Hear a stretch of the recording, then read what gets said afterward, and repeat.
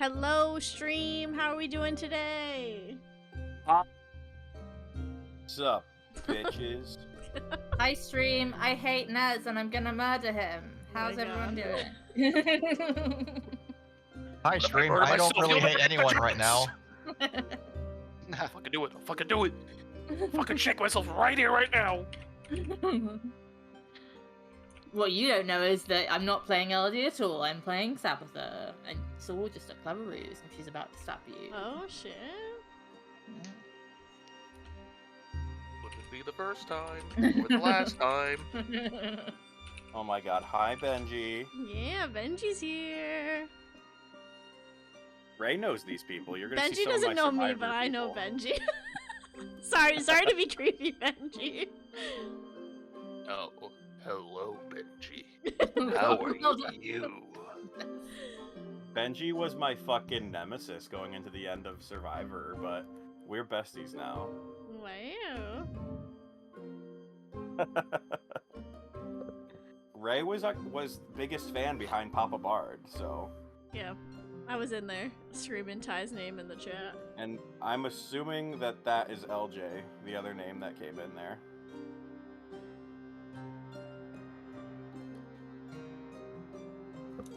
Oh my god, I was 10 off like both of them. The fuck?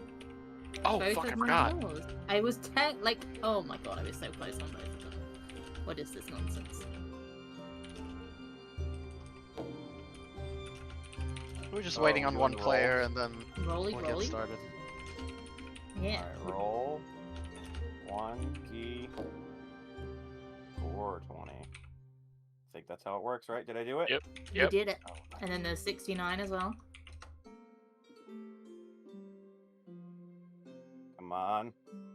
Oh, they can't see the. I'll put it on the plane Oh, so they can so see. close. They can see the rolls that we're doing. Ooh, you're even closer. Six than and me. eight. It's just the pre-game ritual. It's nothing crazy. Mm-hmm. 67.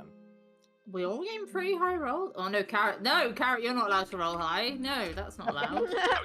Excuse you. We all did not roll high. Yeah, my Wait, I 1d420 gave me a 28. I rolled a Nice. 19 on the 420. Well, that's okay. You're gonna be the one that dies. That's all right, Naz.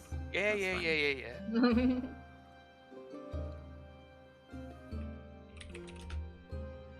Playing D&D. I love the music. Good old I'm back. Dungeons and Dragons.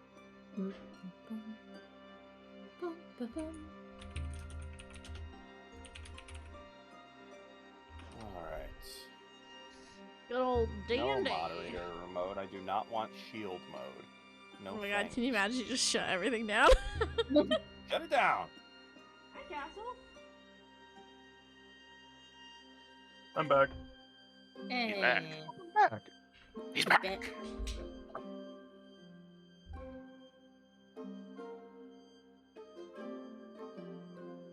All right. You guys all ready? Yeah. Ready. We're all here now. Mhm. Alright. Very good. So, sorry about being late today. We've had some schedule changes. Normally, we start a bit earlier, every second Sunday. But yeah, welcome to session 2 of Avarice of the Abyss. I am going to get started with a little recap. This is going to happen at the start of every session from now on, to just kind of refresh both you guys watching and everyone playing of the things that happened last session, so we can pick up with our memories refreshed and ready to go. So, last we left off, our little ragtag band of heroes that don't know yet their bond and their upcoming struggles together gathered in the back room of a large warehouse in the middle of the giant sprawling city that is the Marketplace Eternal. May it be the gangly warlock elf, Aimar Vahana, or the sturdy and strange cleric, Warforged, known as Slag, or the golden-eyed Asimar, warlock, Elodie Asta, and of course both of the bickering elves, the handsome rune knight, Tormound Ty, and the irritated rogue, Marcella Rae, and also of course, the human blood hunter, Huron, who is serving as their employer's bodyguard. Each one of our players introducing their characters and getting ready to dive into the adventure. Each one of them came to this place for their own reasons, but none of them could resist the sweet promise of 3,000 gold upon completion of the job that they were hired for. After meeting their employer, an old human man introducing himself as Riven and listening to his request to venture into the ruins beneath the city to retrieve an artifact that he seems to have been looking for a long time, they all ultimately decided to accept the job. Of course not until after drilling the man for answers that he reluctantly answered, such as the dangers that awaited them and what they had to expect. Riven then stressed the importance of testing their worth first, to make sure that they were all actually the warriors that they claimed themselves to be, and asked them to follow him to a location to prove as much. They soon arrived at Kiba's Beasties, a strange shop belonging to an equally strange kobold named Kiba. Following this kobold to his basement, the group met his 2 orc employees, Donk and Bonk, and arrived at what looked to be a large feeding pit, which is on screen right now. True to the name of his shop, Kiba appeared to be in the business of selling and handling all kinds of beasts, which Riven seems to have purchased for the purposes of this test. Reluctantly, but ready for combat, the group went into the pit, while Donk and Bonk released the beasts. At first, multiple huge scorpions crawled out from their underground cage, starved and bloodthirsty. But none of our heroes are fledgling adventurers by any means, so they instantly reacted to the threat. Each one of them proving that they did not get here without having plenty of experience fighting beasts such as these. They dispatched the scorpions with relative ease, but the death throes of one of the largest ones unleashed an enormous spray of poison and acid that made everyone get serious and hurt several of them. So by the time the large gorilla giant ape stormed out of his cage, throwing one of the orc handlers and almost killing him in the process, everyone was fully focused on the battle. Elodie managed to barely save that orc from certain death, while Huron finally joined the battle to face the giant ape in single combat together with Tormound. When the giant ape finally fell to a huge fireball cast by Aimar, Riven gave everyone a standing ovation, amused by the spectacle and clearly happy with all of you guys' performance. And this is where we're going to pick up tonight's session. Tonight for me, today for you. Time zones. Today for you, tomorrow for me. Tonight for the superior time zones. True. Ouch. Yeah, we But also, get it. you're right. Even though it seems the world revolves around my time zone, it seems everything just I pays think attention to EST. That's the most American thing I've ever heard. Yeah, I was gonna say that. I think that's your perception of how the world is. I mean, Oh, everything shit. happens based on the American East Coast, and it's true. I think most time revolves around UTC. Yeah, it's GMT, bro. Everything's GMT plus or minus. Yeah. It looks like I'll Al let is it having get- some internet issues, but he's been dealing with that for a long while, so I assume he's just gonna be hopping Yep. in and out. But yeah, so you guys are still down in the pit. Everyone's panting. Some of you guys very Very hurt. bloody, and several clothes being ruined by all the poison and stuff. So you smell the way you look, but you know, uncaring of your guys' suffering, you guys see up top the old man that hired you all. He's clapping and smiling and looking down at everyone. He kind of yells out, his voice echoing through the cave / basement. Well done, everyone. Okay, well, I mean, I was expecting you all to be able to let's say, provide sufficient services. But even then, you've exceeded my expectations. You know, Huron, this is almost making me consider I shouldn't have hired so many people. But hey, it's too late now. I'm not going back on my word, and you have more than proven your mettle. Better safe than sorry. Very true. Who knows what things await you down in those ruins, but alas, I expect all of you are in dire need of rest, and he looks at some of the more dirty members of the party, and a good bath as well. So I have arranged accommodations for tonight, as I mentioned. When you guys are ready, unless you need anything from our dear host here, as he looks at the little kobold next to him. When you are ready to go, we may leave this place. By the way, it still says game paused, so.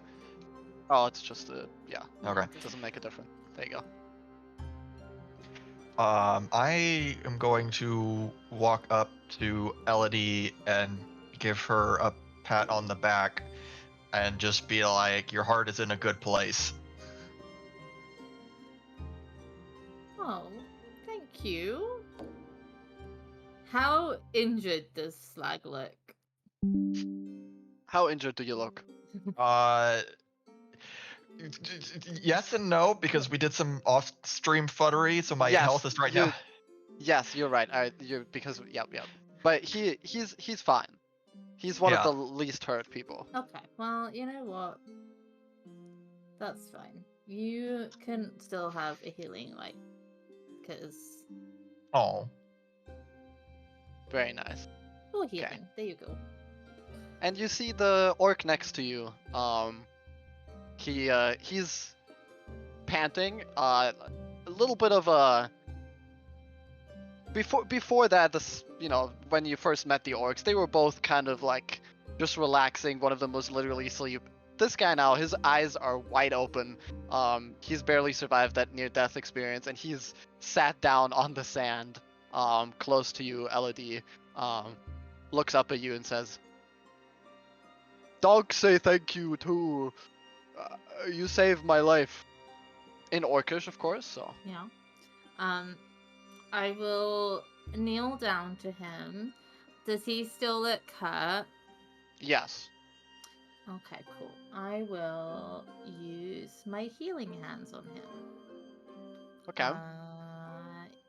So he regains 9 hit points. He flinches back under your touch at first, but then he notices that the touch is making him feel better. You're closing one of the large gashes on his shoulder, and he gives like a tired smile up at you.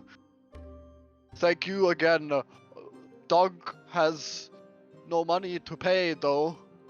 Oh, that's okay. Did you flinched when I tried to touch you? Does your master like hurt you? No, just reflex. Donk fight a lot, and Bonk almost die a lot. Oh. Happy with new master. You know, Okay. he feeds us and gives us shinies sometimes. So he's better. No fight anymore. Oh, well, that's good. Yeah, because we want you to be nice and safe and not fight things. Like, we have to. Because it's really dangerous, you know.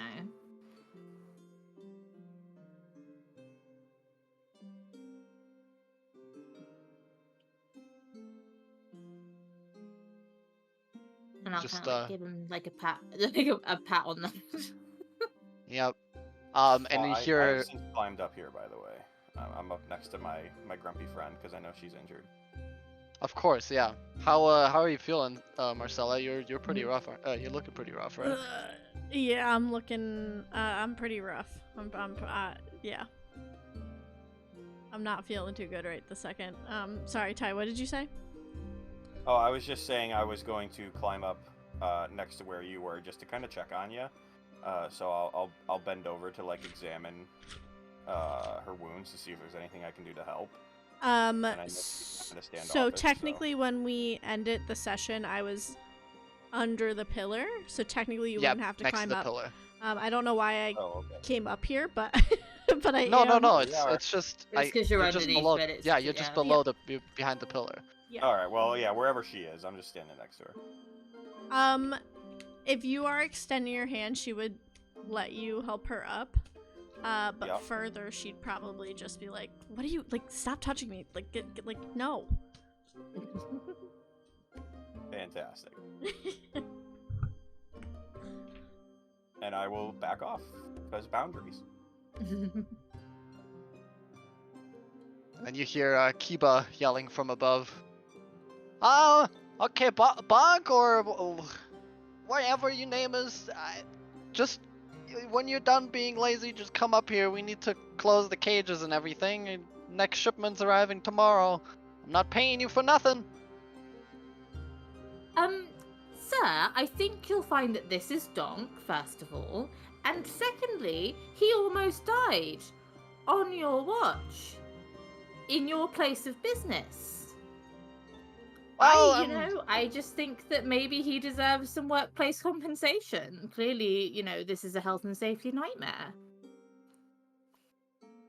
No, he signed the contract. He knows what he's in for. And almost, he didn't actually die, so. Well, yeah, thanks to me, obviously. But if it hadn't been for me coming, then, you would have been down a worker. So, Yes, I mean, well, maybe... Thank you, pretty lady. Very nice of you. Can I go up? Like, is there a stairway to get up there? Yeah, the stairways are below. Like you go up. I don't know exactly how to get up there, but I just want to go up to where they are. I don't know exactly where There's a stairwell that goes up here. All right, and I'm going to stand next to shoot, what's his face? Him, and Kiba? be like, yeah, Kiba, and just like look down at him and Towering like, over the guy. yeah, can I intimidate him? You can. So, what are you saying to him? I'm basically intimidate going to intimidate him that Physically, like with your. with my mass and being like, they deserve a break. Okay, roll me an intimidation check. Yes. Okay, I just click intimidation. Normal. Oh, okay. Oh, did it not roll? I did self roll. I'm sorry. It was a 19. Oh, okay. 18. All right, 18. 19. So. Okay. So first, you immediately see, like he didn't notice you because you came up from behind him. So he hears your voice and then turns around and then looks up and then looks further up and then he sees you glaring down at him, which is like quite literally a construct come to life. He immediately begins to crouch and kind of cower, and he attempts to hide behind Riven. Something that you notice though as he does is that the little cage on his back, you hear a hiss from it. As you notice there's a little skunk in that cage that he's carrying, and that skunk seems to be very much trying to battle for the sake of his master. And you hear Kiba saying, "Oh, okay, I give them break, but stop yelling me or Lola's gonna fart at you and you're not gonna like it."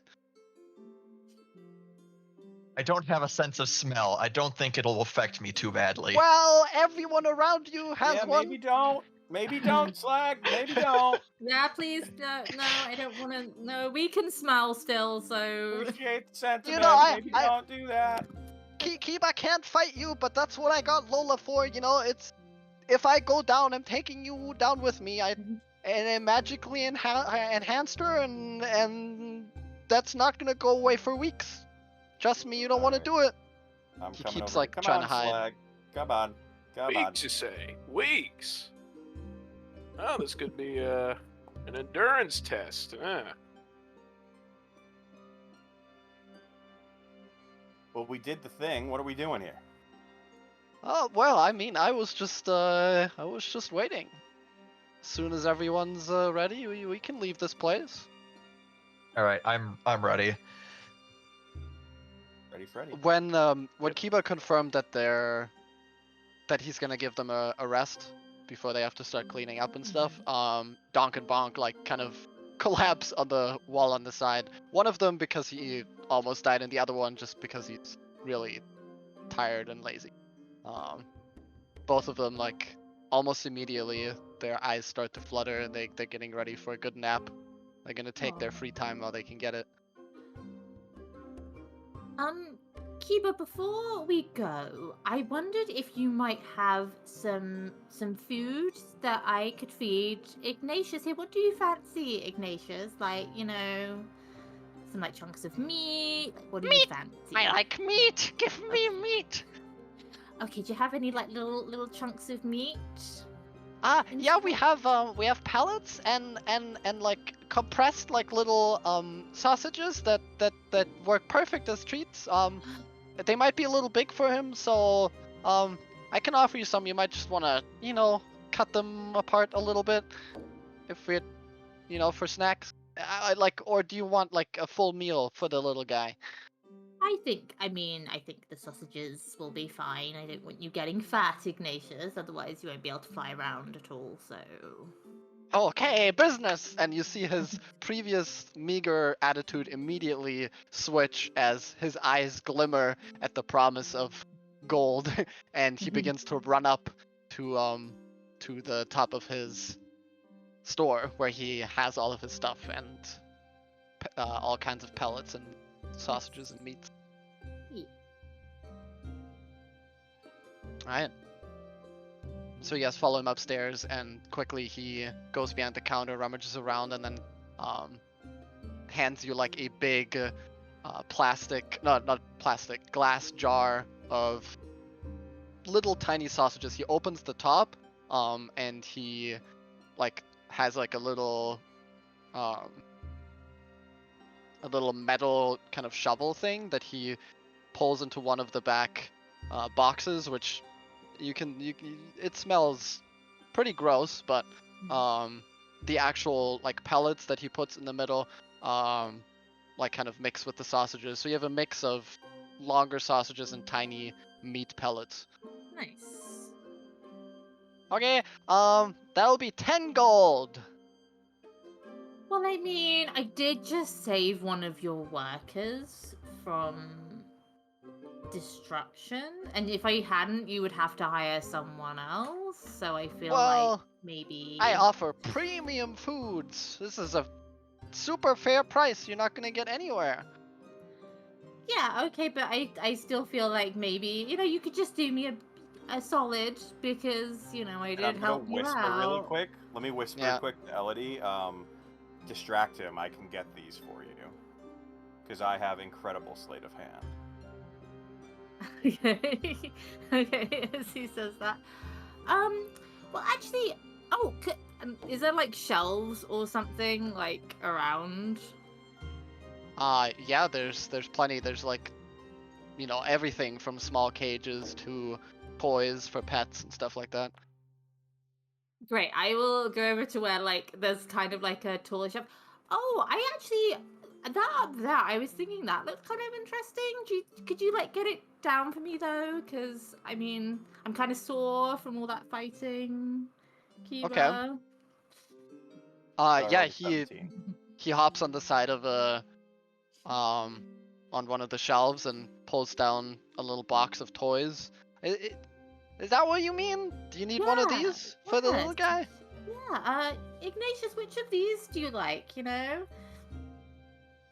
Yeah, Ignatius just like looks at you, incredibly offended that you would offer him toys. But also while you guys are bickering, so that was his perception check to try to notice you. What are you trying to do? The thing is on the main counter. I'm stealing it while he's distracted. You're stealing it. Okay. Yes. Okay. All right. So after Ignatius, you know, very much refuses to get a toy, he turns and looks back at the table, and notices that the treats are gone. And you hear him say, "Oh, where are the treats? I left them right there. Thief! Thief! One of you is a thief!" You know, I think Slag and not Slag. Who's Donk and Bonk? I brought him back there. I figured they deserved a treat. They downed those things so fast. You I'm you so gave sorry. them the treats. You know what? They deserved it, man. They they did their best. It was a solid effort on all parts. Okay, make a deception check. Fantastic.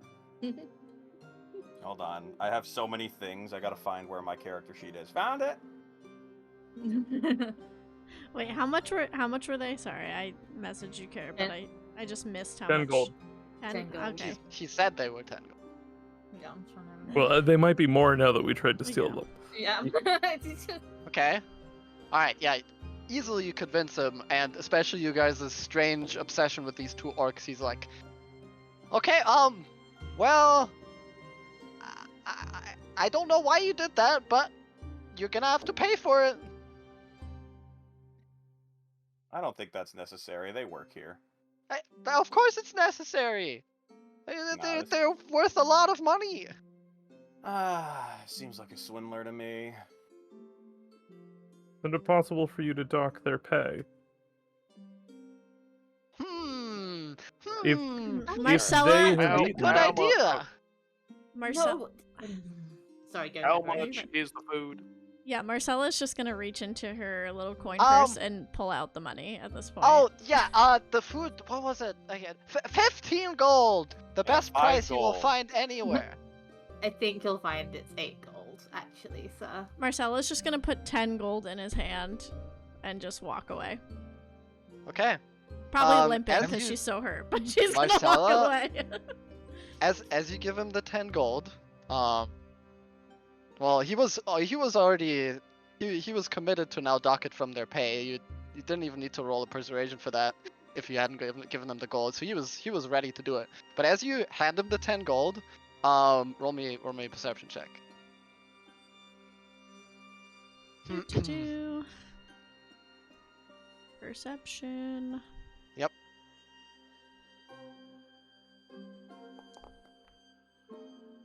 Okay, some good rolls. So, as you give him the 10 gold, you see immediately, he tries to hide it and try to return to a neutral expression really quick, but a big smirk is on his face and you see his eyes glint. And you realize you've just been very much swindled. He Okay. is extremely happy with this amount of gold. So if she sees that, she's gonna like hold his hand as she's giving him the money and be like, I expect that we're gonna forget all of this transaction and the next one will be on the house, and she's gonna wink. Oh yes, of course, yes, dear Mhm, customer, yes, yes, mhm. yes, And then Yes. she's gonna walk away. yes. I'm going to whisper to Marcella, says you might just whisper to her, like, you might be able to get a free muzzle out of that for your elf friend. Rude. Sorry. She's just gonna I think you also could have got away. wink at Slag. Just be like, I'll think about that. Thank you. Okay, goodbye, you friendly frazzlers. As the little kobold waves you goodbye. I think we should have just left and not said it. Yeah, I mean, I think in the end we didn't really come out. You know, I've never tried haggling before, but you know, it seemed fun and it did not go as I expected. So maybe I'm not gonna try that again. I mean, all things were coming up roses until we noticed. You know, that was unfortunate. We should have just left. Yeah. Yes. Well, my new friends, you guys better get used to this. Welcome to the marketplace, Eternal. Nothing is ever as it seems, and that little guy, he's a shrewd one. Most people here are. But yes, if you would follow me, it's not too far to the Golden Tankards, and I've already made the reservations.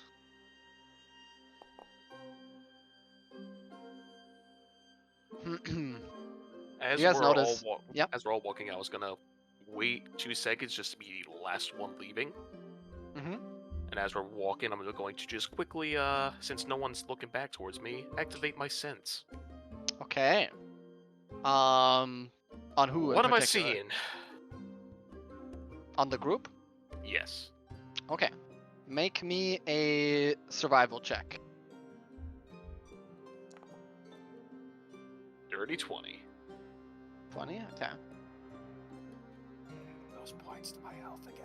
I know I've already sensed a couple people, so All right. kind of filling out the gaps. So, you know, you are behind, so you can't quite see everyone. But you notice that both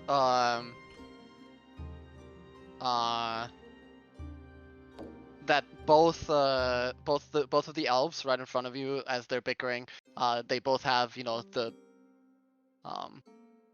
regular blue hue Yep. on them, just, you know, the way that they do. You notice that the construct that you've previously already kind of looked at, as before, you know, the differences of the soul or whatever is powering his existence are you know, are very unique, and every time you look at him now, you know, it's something you've never seen before. And for the others, you notice Elodie's soul also has a light blue as normal, but it's accompanied by a golden, like a golden shine, almost like a second one layering on top of her. Knowing and kind of seeing some of her abilities, you assume her to be a warlock. You've seen this before, where, you know, part of their patron may be bleeding into their into their aura. As for Aimar, you notice that him as well, he has a light blue hue, but you notice for him there is a thicker, like very much thicker than Elodie's, a black aura that seems to be kind of running in concert and flickering in and out. Very different to Elodie's, but also somehow showing you two results. Who did I miss? Interesting. I don't think I missed anyone. That's Yes. everyone. And the familiar blue hue of your employer, of course. Yep. Elodie is gold. Gotta consult the charts on what gold means. Pretty sure it means evil as fuck. Means the bestest person in the world is what it means. I missed that. What, did I have a hue? What was my color? Blue. Yes. Everyone I is have no blue. idea. Everyone is blue to some capacity. Like he said, everyone's blue to some capacity. Elodie and Aimar have an extra shade to theirs. Oh my god. I have no idea what any of this means, but that's okay. So Yeah, fierce. this is, We don't either. shouldn't. You should. There's a reason why I'm doing this behind all of you. So none Yeah. of you see me doing this. He said, "Don't fucking worry about it." Actually, Mind your business.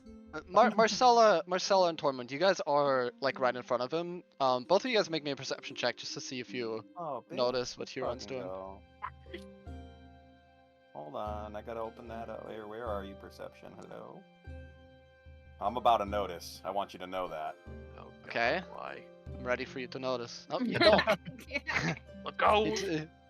Too busy talking to Marcella. Marcella, you notice out of the corner of your eye, Huron, your eyes flash, right? What Yes. color and what do they look like? They would be so. As you saw with my sword having that light bluish hue, kind of with like wispy motes trailing around it, you would see that now concentrate around my eyes, and you see basically just pure white and blue in my eyes instead of any pupil or iris. That's And it's only there for a brief amount of time before it just fades. His normal eyes return. Okay. Marcella wouldn't do anything about it right now, but you would notice that she noticed. So this will come up later for her. Yep. Marcella will remember this. Oh, yeah, I was just about to say.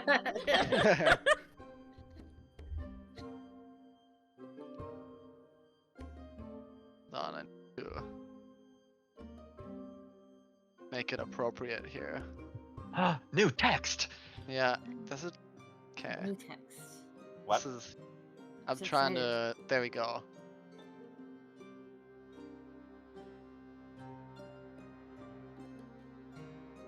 He's trying to type. Marcella will remember that. Yes, yeah, it has to. It has to be in the top corner, right?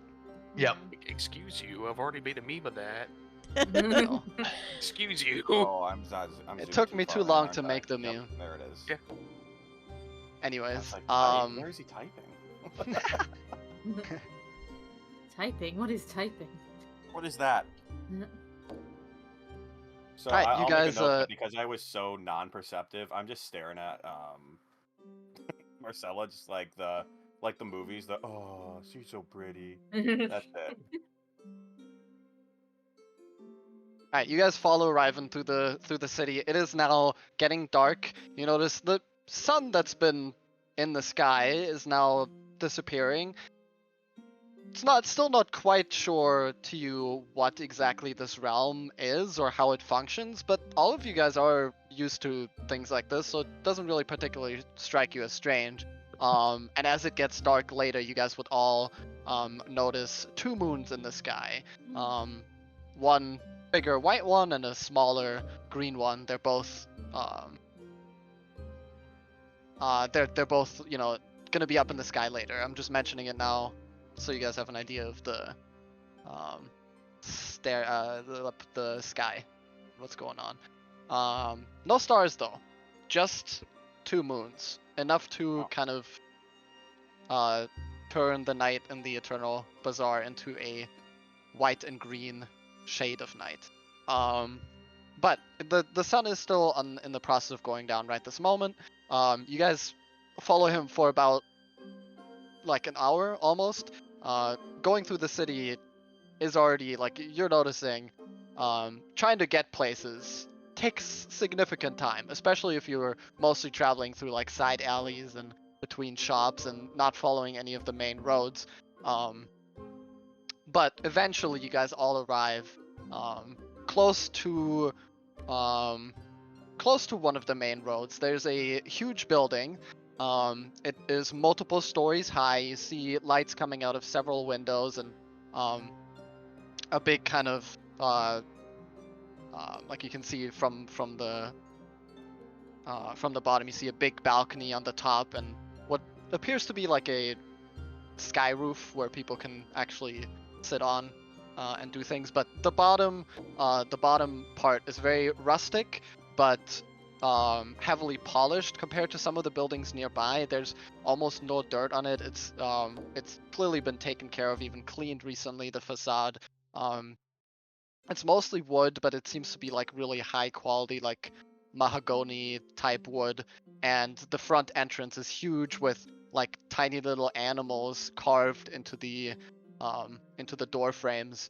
And yeah, the two doors are like half open. You see from inside there's light and noise coming in. And above the entrance doors, you see a huge golden tankard. Riven walks in with all of you guys following, and just switch the music real quick. You guys step into the golden tankard. What you see is what I can only describe as a luxury version of any kind of tavern that you've been in before. This place is just as meticulously taken care of as the outside is.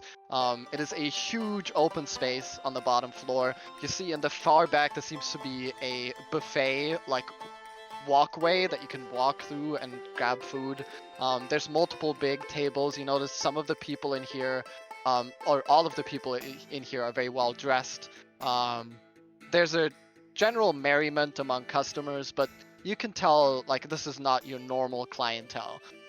There's a huge open table in the back, one of the only free tables in fact. And as you step in, a huge man approaches you. You, for those of you familiar with their race, it's what seems to be a Goliath. However, this particular Goliath, is wearing a oversized suit that seems to be almost ready to burst on some of the edges covering his muscles, and a monocle between his eyes. He has blue tribal tattoos on his face, and next to him you see a magical notebook that seems to be kind of floating along, and a magical feather that follows it everywhere, ready to write things down at a moment's notice. And this Goliath walks up to you all and gives you a very over-exaggerated bow, which looks pretty ridiculous with his enormous frame. And he looks at you all and asks, "Hello, good sirs and ladies. Do you have a reservation? I'm afraid we are very full tonight." Riven steps up and looks at him and says, "Yes, under the name Riven. I have yet to pay, but I am certain I've made the reservations a couple days ago." Goliath looks at his notebook. It floats in front of him, and he uses his large, meaty fingers to kind of flip through. Right, yes, okay, Riven, yes, yes, the big table in the corner for all you and your guests, and as you mentioned, not yet paid, you have also booked out the top floor. If you want, you can pay in the morning or now, whichever is your preference. Riven answers, "Well, I think just paying now is fine. Counted it earlier. I think this should be enough, and a little bit of a tip." And he hands the Goliath a large sack of gold coins. You guys hear the clinks, and I mean, just estimating, it's kind of hard to tell how much he's exactly handing over, but it's definitely several hundred gold. Might be some silver in there for all you know, but the clear glint of the gold pieces on the top you notice. The Goliath takes it, and without even looking or counting the money, "Okay, thank you very much. If you need anything else, please ask any of the waiters or staff. We have a band tonight," and you look in the corner. There's a little stage set up. No one's there yet, but he points at it and says, "They should arrive within the hour. Just make yourself comfortable. The buffet is open. If you need anything, talk to me or any of the staff, like I said." And he leads all of you guys to the table. "Is there anything, sirs and ladies would like to drink? Anything special? We have all kinds of beverages." Rum. Lots of rum. Finally, something I can agree with. Do you have any champagne? Yes, of course.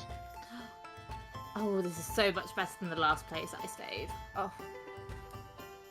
Nothing for me. Oh, whatever you have that's about to go bad, I'll just take that off your hands.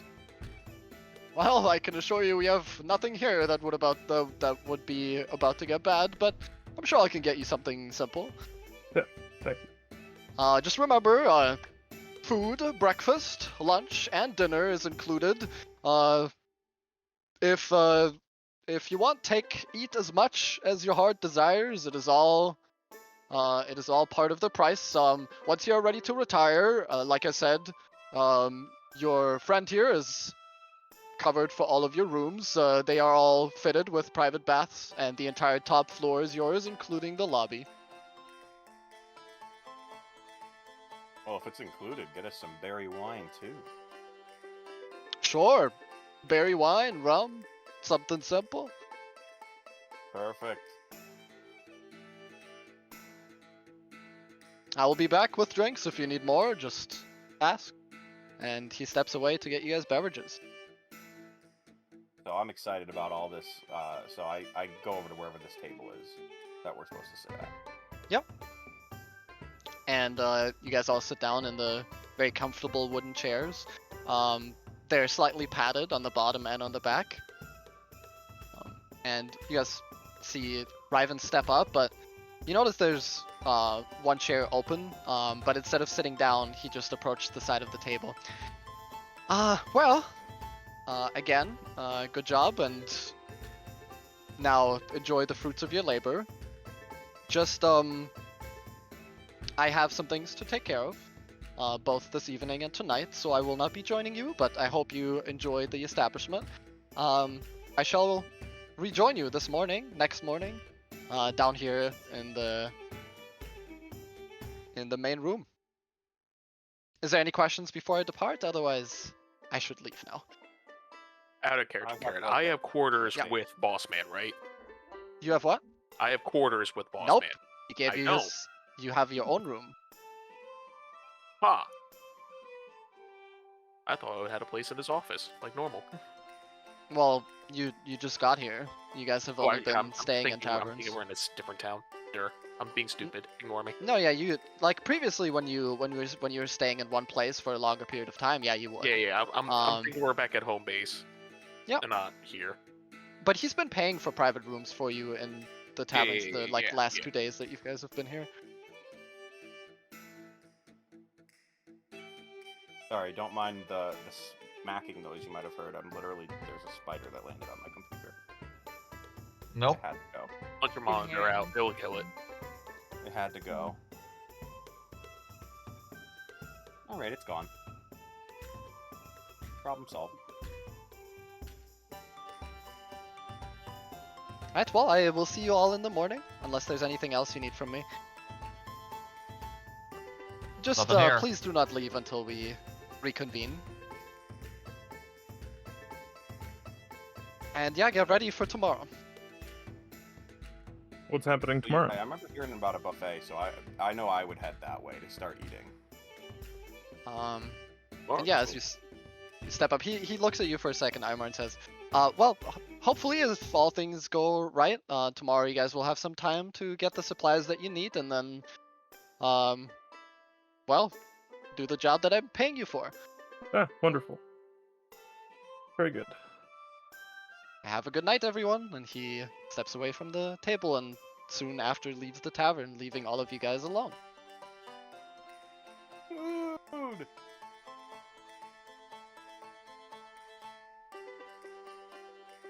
I don't know about you guys, but I'm hungry, so I start headed towards the buffet. I'm just going to sit there and wait for the music to start. Maybe I take out my wood carving kit and just start fiddling. Okay. What are you gonna try and carve? What does he I'm like going- carving? I'm going to try and shoot.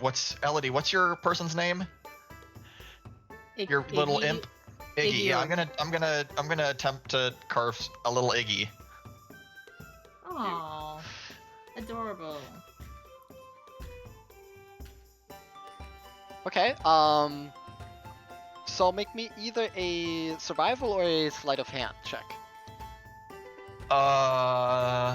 Okay, survival is higher, so I guess I'll do that. Come on. We need a little mini Iggy. Oh. Okay.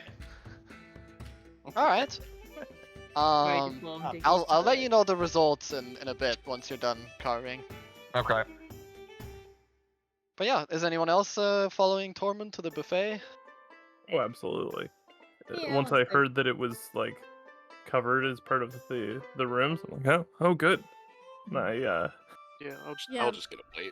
Marcella would, but she would make it adamant that she would not be next to Tormund when going to get food. So she'd like wait behind and let other people Come on, go in. Marcella.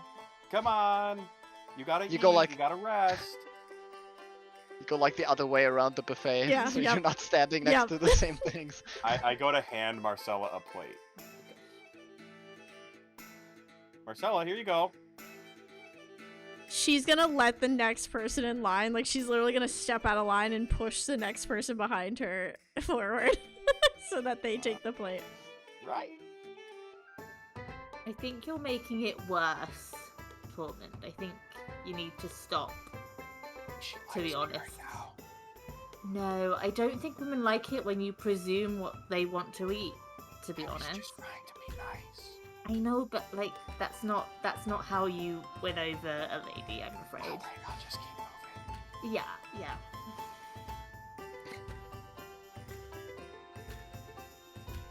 Yeah, you guys find all kinds of vegetables, familiar ones, but also very exotic ones that you've never seen before in different colors. There's also many side dishes available, like fresh potatoes, rice, and these long, thin noodles that are in this like spinning, huge, open bowl that you can just like dip in and take out of. There's all kinds of prepared meat, just some of it's still sizzling and getting ready in plain view. That's when you also notice that there's actually several cooks of different races that behind the counters of the buffet are cooking in real time. Some of them like employing some very fancy magical cooking techniques. Like you see a large tabaxi woman who is like flipping some kind of pan, but on like both of her sides there are two floating pots that are heated and cooking some kind of food, and she like spins them around very dexterous while at the same time focusing on the magic that is cooking the other things. Yeah, and there is at the very back of the buffet a huge like slab of some sort of meat. You've never seen it before. It's way bigger than any normal animal meat could be. That seems to be like kind of highlighted in the center of the buffet, but you don't know what it is. But there's like another cook, a human that is like cutting off sides of it and slowly but surely taking chunks of meat off of the thing. I would like go approach the tabaxi woman and like express interest in what she's cooking and sort of how she's doing. Like, what is this that you're doing here? This is fascinating. Oh, just a pea and crab ragu. It's a delicacy, you know. The giant crabs are roasting in this pot, and the peas in this one, and mixing them together right here. If you look to your right, there's a little metal thing. As soon as there's more available, I'll put more in, and you see that most of that metal bowl has actually already been emptied. It seems to be pretty popular. Oh, I'd say to her like, that's fantastic. What is your favorite food that you can get at this establishment? Do they let you eat here?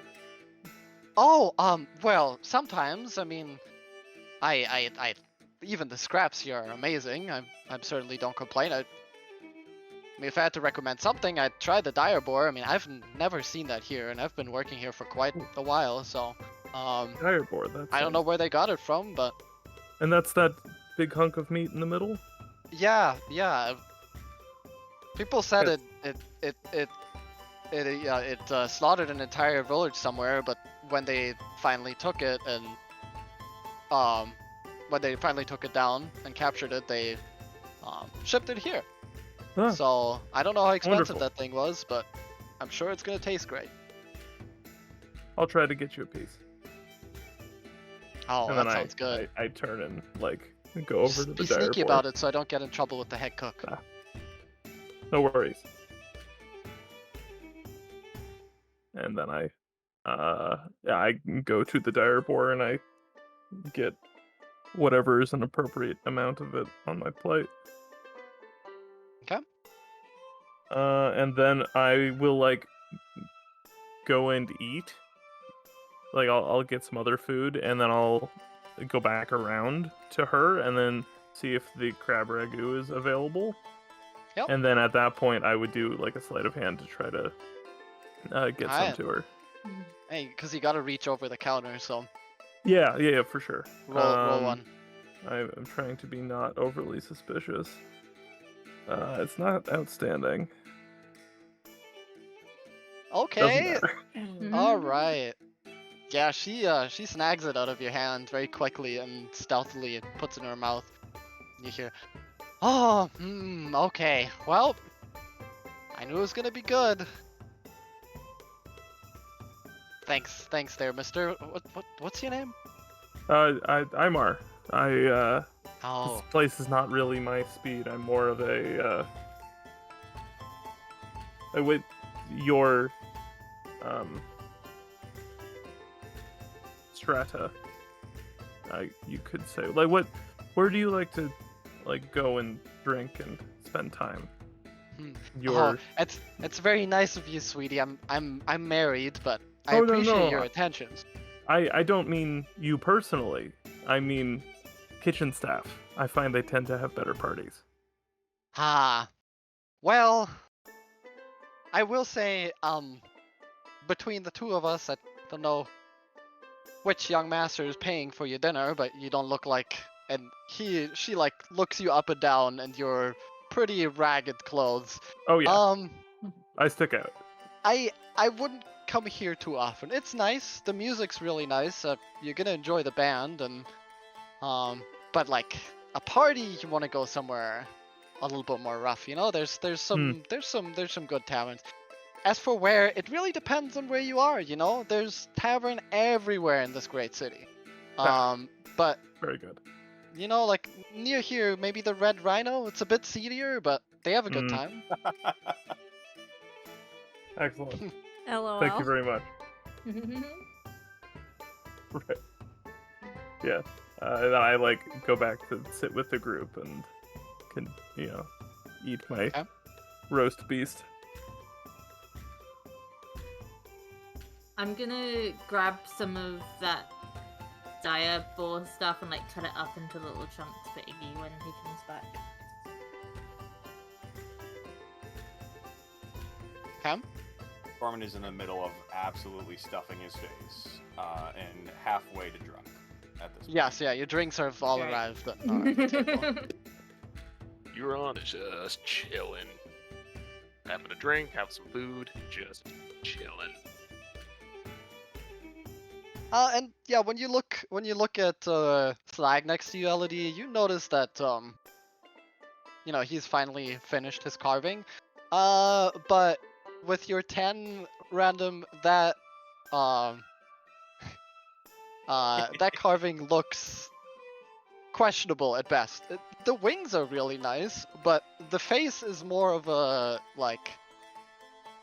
Yeah, it looks like something cursed. Like the Iggy's face is already like very devilish, but yeah, you've cut some things off, and now this thing doesn't have any ears, and the nose is way too long.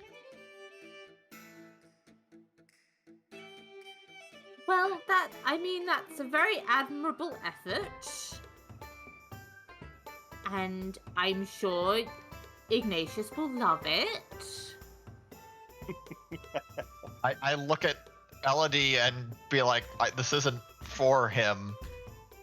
Oh, is it for me? No, it's just for me. Oh, well, then I'm sure you will really enjoy it. Usually when people just present, usually it's for me, but that's fine. I'm sure that you will get, maybe you could paint it. If we could get you some paint and you could like paint it, and maybe that would make it look a little bit more realistic. I'm just gonna stare at Elodie and just be like, I don't care. I lean over to Slag and I say, you see, nobles, they need to keep up appearances.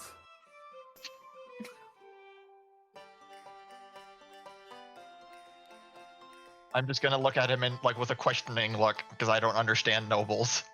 Doesn't even. I don't get them either, really. Pay no heed. I was being nice. I was trying to be. You know what? Fine. I'll just eat my food and stop trying to compliment people. Shall I? I'm just going back to my food. I'm just going to keep on fiddling at it and seeing, and just trying to make it as good as possible.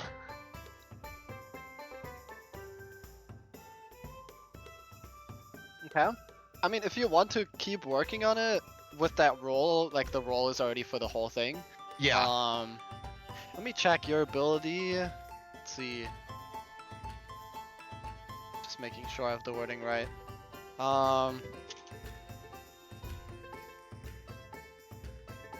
You could use Tides of Chaos to re-roll the ability check. Okay, how do I do that? That's gonna cause a fucking Tides of Chaos check for wood carving. Yeah, it's what you can. It's the thing that you can Wow. do that has the danger of after the Right. fact Right. having a wild how- magic search happen, but it just lets you re-roll something. You can basically Okay. re-roll an attack roll, an ability check, or saving throw. You can only do it once per day, but you can do it when something important. And if this is important enough for you, then you could re-roll it. Okay, I'm gonna re-roll it then. Oh, That's just God. my survival. Okay. So Yep. I just re-roll my survival. Yes. Okay. Okay. Oh. You notice like he's a little bit upset and wants to fix the things. And as he starts carving again, a light jumps from his hand into the wooden figurine and starts to restore some of the previous cut wood. And like as he's working, just kind of getting in the zone, the wood slowly begins to change, and the ears that were missing before are now nice and pronounced, and the nose, he cuts back a little bit more, and suddenly you see a very accurate little statue of Iggy. Oh, well, that's a lot better. How did you go from it being, doesn't matter. It looks amazing, and obviously, enjoy it. Quite why you want a statue of Ignatius, I don't know. But, enjoy it. You can, put it up in your room or something and admire your handiwork. I guess can I have put it in a bag of other types of figurines that I have previously made? Yep, of course. So I don't know if they'll notice that I have more You do figurines. have a bag of holding as well. Right. So I'm just Yeah, gonna put it. Have you put it thought in of there. what it looks like? Do you have what my a mental bag image? looks like? Yeah, it can be anything. Like in my previous campaign, Shri had a little purse of holding, so it doesn't have to be, a bag. But is it just like a simple, what does it look like? Shoot, what are they called?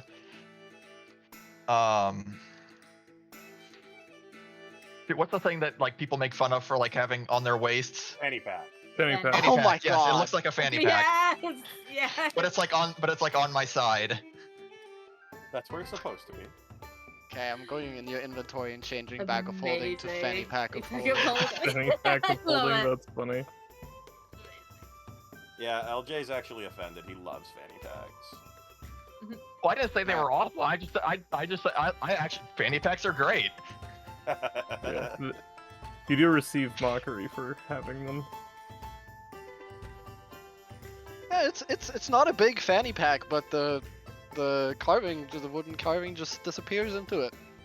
You've seen plenty of bag of holdings. Elodie, you'd know that's one I for have sure. one. I have a You have sparkly one gold new yourself. one. So Yep. yeah.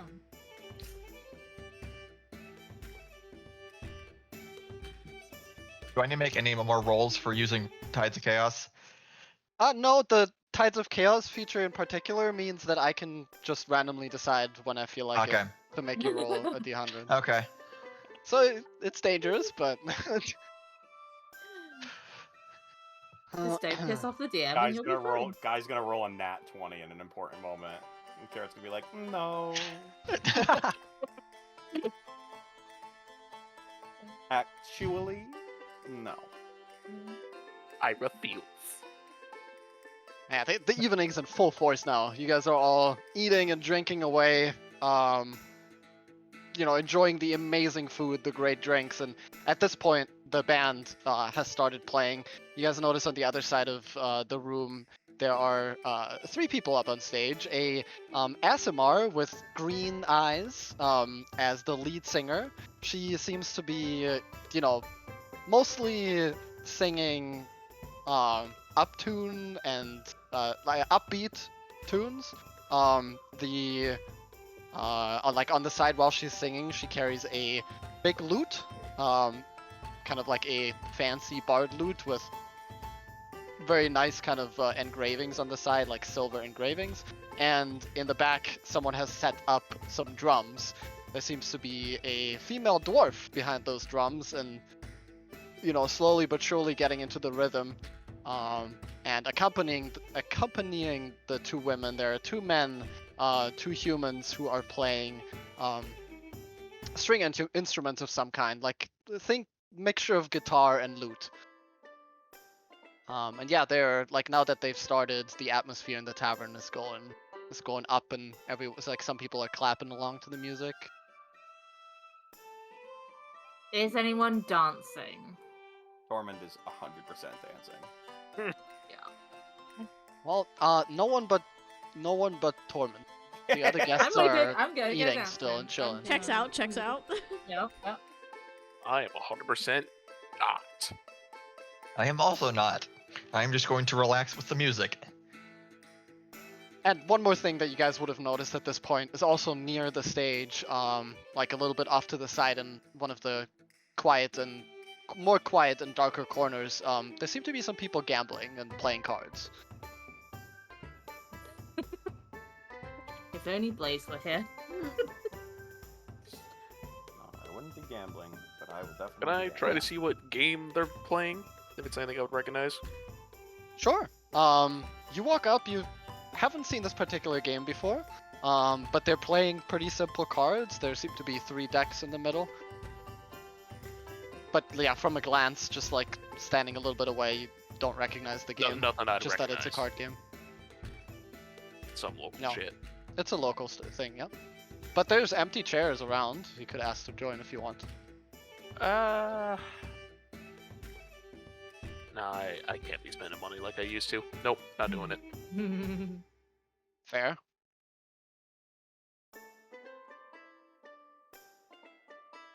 Question, Tormund. Yep. Are we dancing together or are we dancing Yeah, so separately? I was waiting for them to finish, but I would definitely ask for you to dance with me.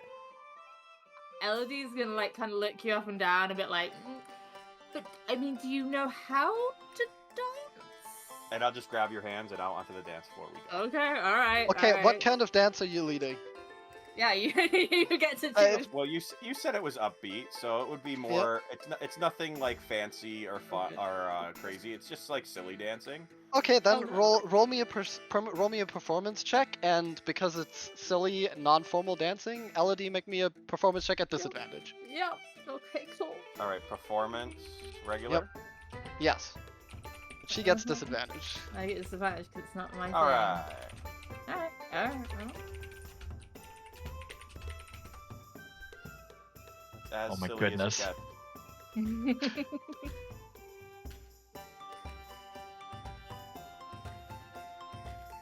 Okay. Yeah, I mean, it takes you a little bit. Tormund is very clumsy, and he's also, already a little bit tipsy and drunk, so you realize very quickly that following him along is only gonna do bad things. So you kind of improvise, and you do a bit better than him, but you're both kind of stumbling along. Some people laughing, but mostly good-natured laughs. Isn't this so fun? Yes, I think maybe you need some dancing lessons though, so we might need to get on that. Do you know how Especially- to dance? Obviously I know how to dance. Be my teacher. I would love to teach you how to dance because it's almost offensive if I'm honest. But I sort of do like proper dancing, like waltz. Do you know how to waltz? And I know how to walk. Yeah. no, waltz. It's like a kind of you put your hands and then you know what? Well, when you're a bit more sober, we will tackle a waltz because Sounds great. I don't think you're in the state of mind to be waltzing right now. I already know how to walk. Okay. Sure you do.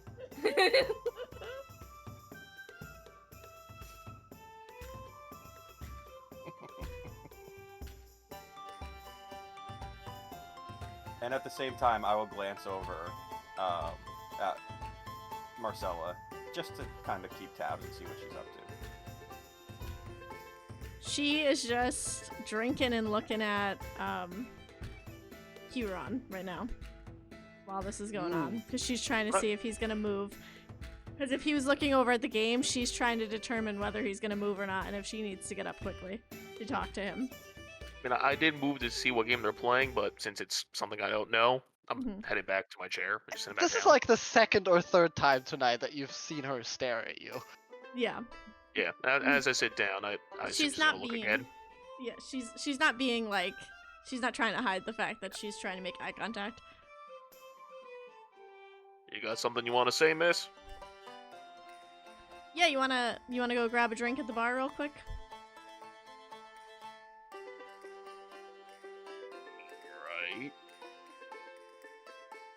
Right. So Slag is gonna see most people leaving off to go do their own thing, and he's gonna go retire for the evening.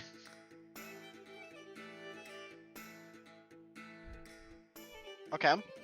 Yeah. At this point, I would go over to the people gambling. It's like, well, clearly everyone wants to do their own thing, so I'll like go, you know. I am now forgetting the characters' names. Well, yeah, join the people gambling, but also I want to give, like, sorry, Nesna, what's your character's name? Huron. Huron. I looked at Foundry and it just says Nesna. I want to give Huron and Rae some time to have that conversation. Like, it's very clear. Oh, you want space? I will leave myself. Yeah, so we'll start with first. Yes, exactly. We'll start with Rae and Nesna, and then we'll get to you. And Elodie and Tormound are still dancing. For Slag, you said you want to retire for the evening? Yes, because it seems like everybody has gone to do their own thing, so I'm just going to. I can't eat or drink, and I've done my wood carving that I wanted to do. You can't eat, you just don't have to. Right. So I'm just gonna. I've seen everybody go. Nothing here is pertinent to him, I think. Yep. Yeah. Which makes sense. I'll do you first actually, because when you get to the very top, as they said, the top room, the top floor is reserved for you guys. You notice there's a huge like open lobby with like a little aquarium where there's some like fishies swimming around, and like a really relaxing couch and an open balcony on the side where you can like get out on and look over the city, like as the sun now, having gone down and the moon starting to rise. Okay, it's a really nice view and it's comfy. So you can go to your room, but you could chill. I'm probably just gonna chill and watch the fish, and probably just like alternate between watching the fish and going out, looking out at the skyline. Okay, sounds good. And yeah, you two get to the bar. There's some people around you, but you're pretty undisturbed.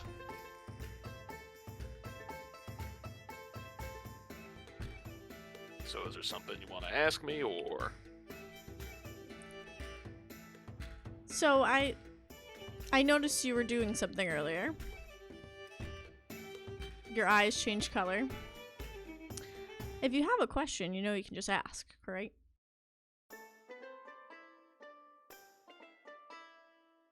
I have no idea what you're talking about.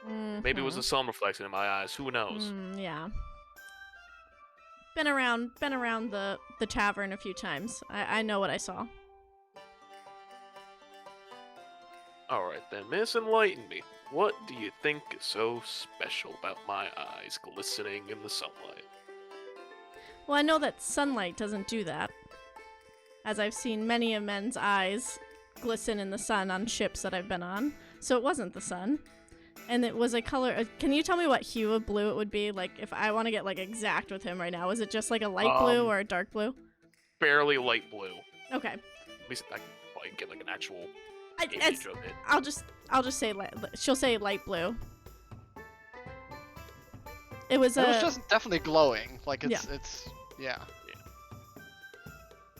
Eyes don't glow like that, and she's gonna, like, take a big swig of her drink back, because she would have ordered 2 drinks for the 2 of us over at the bar. Now, all the things to question. The wizards throwing fireballs, throwing up smoke clouds of darkness, touching someone, and all of a sudden every cut in their body stitches up.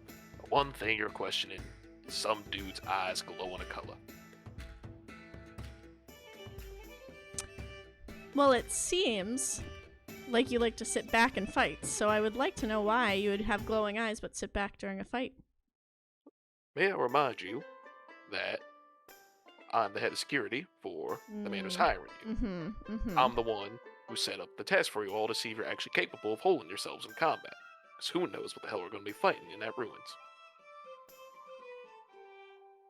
She's just gonna keep, like, looking at him. She's just gonna keep staring. She's not gonna let go of that glance. She's gonna keep trying to get this answer out of him.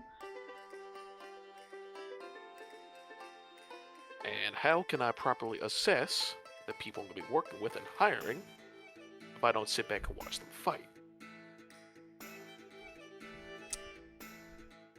So is that what this is about? You're trying to figure us all out? Is that what your eyes were glowing for? Let's just say I'm doing some more testing. So what you figure out with your little tests there? That some people got some stuff going on. All right. All I can say is for you, if you're so interested, is that you're perfectly normal. Congratulations. She's just gonna, like, roll her eyes and be like, yeah, normal. Okay, and take another swig of her drink.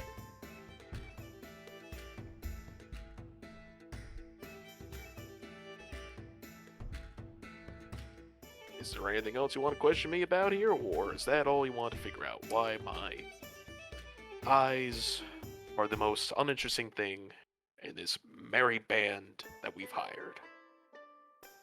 Listen, maybe I'm doing my own testing of who I'm working with, you know? And she's just gonna wink and go back to the table and make sure Tormund doesn't break a leg or something. And as you guys separate, this is the point, Tormund. You've been watching some of this from across the way while you were dancing. Roll me a wisdom save. Okay. Oh boy. Hold on. I gotta find where I put it. There it is. Wisdom. Hello. In the save, not a check. Oh. Oh, it's up here. I think when you Save. click on it, it'll ask you. Saving throw. Yeah, it What I'm should. clicking? Yep. And normal. Yes. Okie dokie. Okay. Yeah, you look over and, you know, in your tipsy state, you realize Marcella inviting a strange man to the bar alone is already, like, kind of, you know, suspicious enough, but then you see her wink at the guy at the end of their conversation, and you definitely saw a big smirk on Huron's face. So it's yeah, you can't have that happen. Excuse me, miss, and I'm gonna stumble my way on over to the bar. As I'm walking away from it, or are you stumbling into me or the bar? Which one? I'm gonna come to you first. Okay. Hey, what was all that about? Listen, do you know any of these people? Because I don't. And your ass is gonna get us in trouble if we keep just acting like there's nothing wrong with the situation right now. Winky and the Oh smiley my and god. I Okay, just listen, we're wanna gonna make put you to bed. sure- Come on, bud. Let's go. Come on. Where are And we she's go- I just just gonna put wanna her arm underneath his and, like, try to maneuver him to the stairs to go to bed. Elodie, we'll dance tomorrow. I mean, maybe. If you're actually sober by then. I'm just gonna That see was- all this that and was just go, nope. Marcella. I'm just gonna think to myself, just a reminder to not make sure no one brings alcohol. I mean, Marcella's been doing fine with her alcohol. I just want to put it out there. Yeah, but I don't want this guy stumbling around causing some traps to blow up.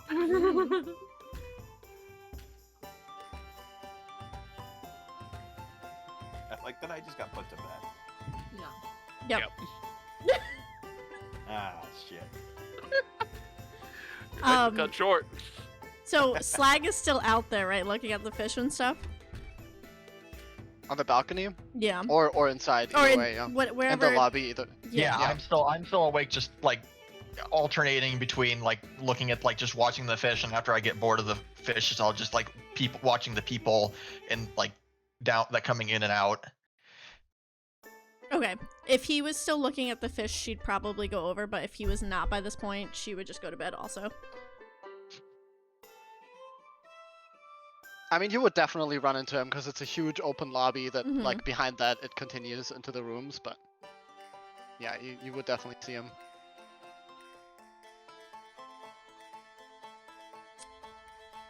She might go over. Okay, so it's like a aquarium. You said it's like a tank.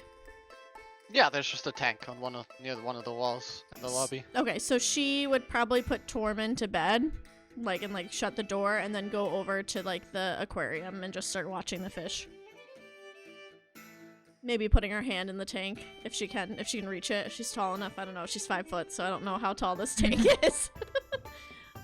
Well, the tank is closed at the top. Oh, god damn it. Okay. All right. So she'd just like run her fingers like around like the glass then, like with the fish swimming.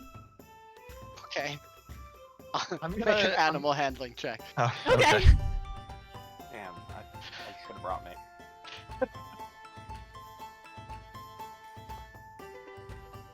Oh! Okay. There it Okay. is. Okay. She do be a sea elf. That's all I'm saying. When you put your hand on the glass, for a moment, like, you close your eyes and you feel something familiar. It's like, for a moment, your senses are, like the smells of the tavern and the light breeze that's coming in from the outside kind of switches into the breeze of an ocean, and the smell of salt water and everything. And as you do, you open your eyes, and your sea elf heritage makes them glow.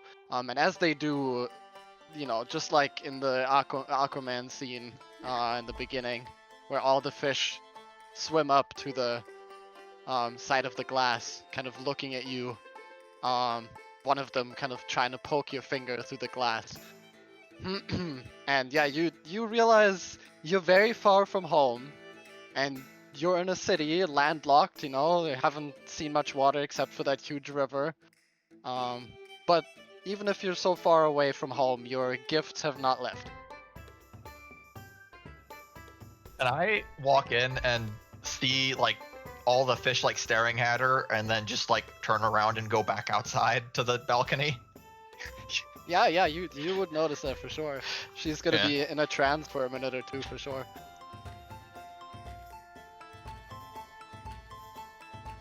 Give her fish time.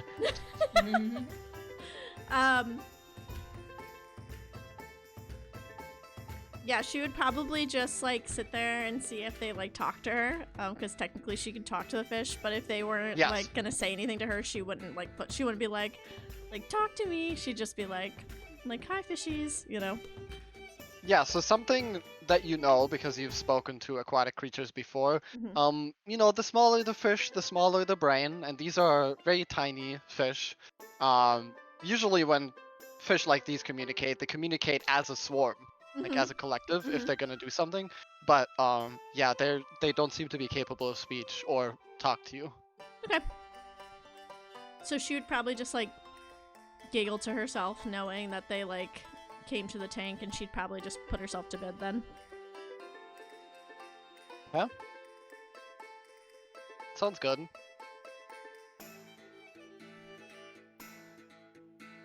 And yeah, as Tormund was dragged to bed by his ear like a baby. Are you actually going to bed like she told you? Yeah, as she walks by my room, she's just gonna hear 36 bottles of rum on the wall, 36 bottles of rum. He's been singing since 99, trying to fall asleep. But that's it. Okay. Alright. And Slag's gonna watch the city a bit more. Yep. And then Okay. at some point he's going to go into quote unquote sleep. Yes. Do-do-do-do. But before that, let's go downstairs again for a second.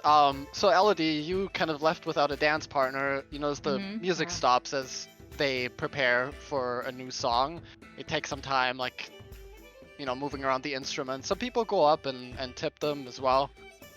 They have like a little hat just in front of the stage for people to tip. I'll toss a gold in there. Yeah. And the lead singer, the Asimar, smiles at you, says, "Oh, thank you so much, thank you." That was beautiful playing. Oh, and your dancing was equally as beautiful. Oh, it's not my best.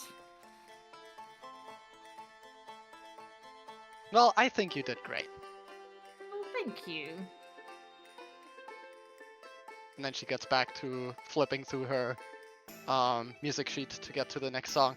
And you notice that right next to you, like in that corner, Aimar sits down next to the people gambling. The others seem to have gone upstairs already. Huron is still at the bar. Oh, and Huron. Yep, and Huron's Okay, at the cool, bar. good. That's what I was about to ask. I was about to be like, is Huron going to bed yet? No, my bad. Okay. He's going too soon. I want to have a conversation with Huron, but I don't know whether you want to do that before or after. We'll do the everything gambling else. first, and then you Yeah. guys have a conversation. So, Al, Yeah. as you approach the table, there is a male orc, a female human, and what seems to be a tabaxi dealer that is dealing out cards with sunglasses. There's another male human that sits there as you approach, but you see him smash the table as someone else collects a bunch of gold coins from the center pot, and he gets up and storms out of the tavern, clearly a very upsetty spaghetti for losing.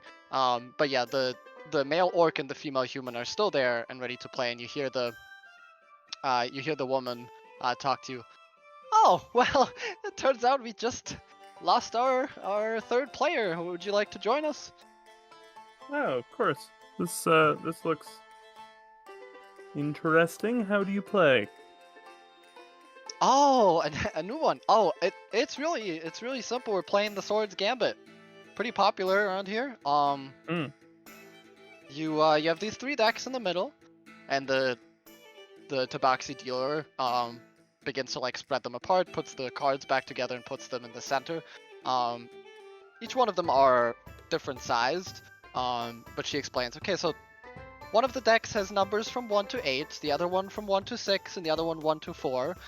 We just go around, we draw cards, and then we hide the cards from each other naturally, and then we bet, and whoever has the most points at the end wins, but it's a game of bluff.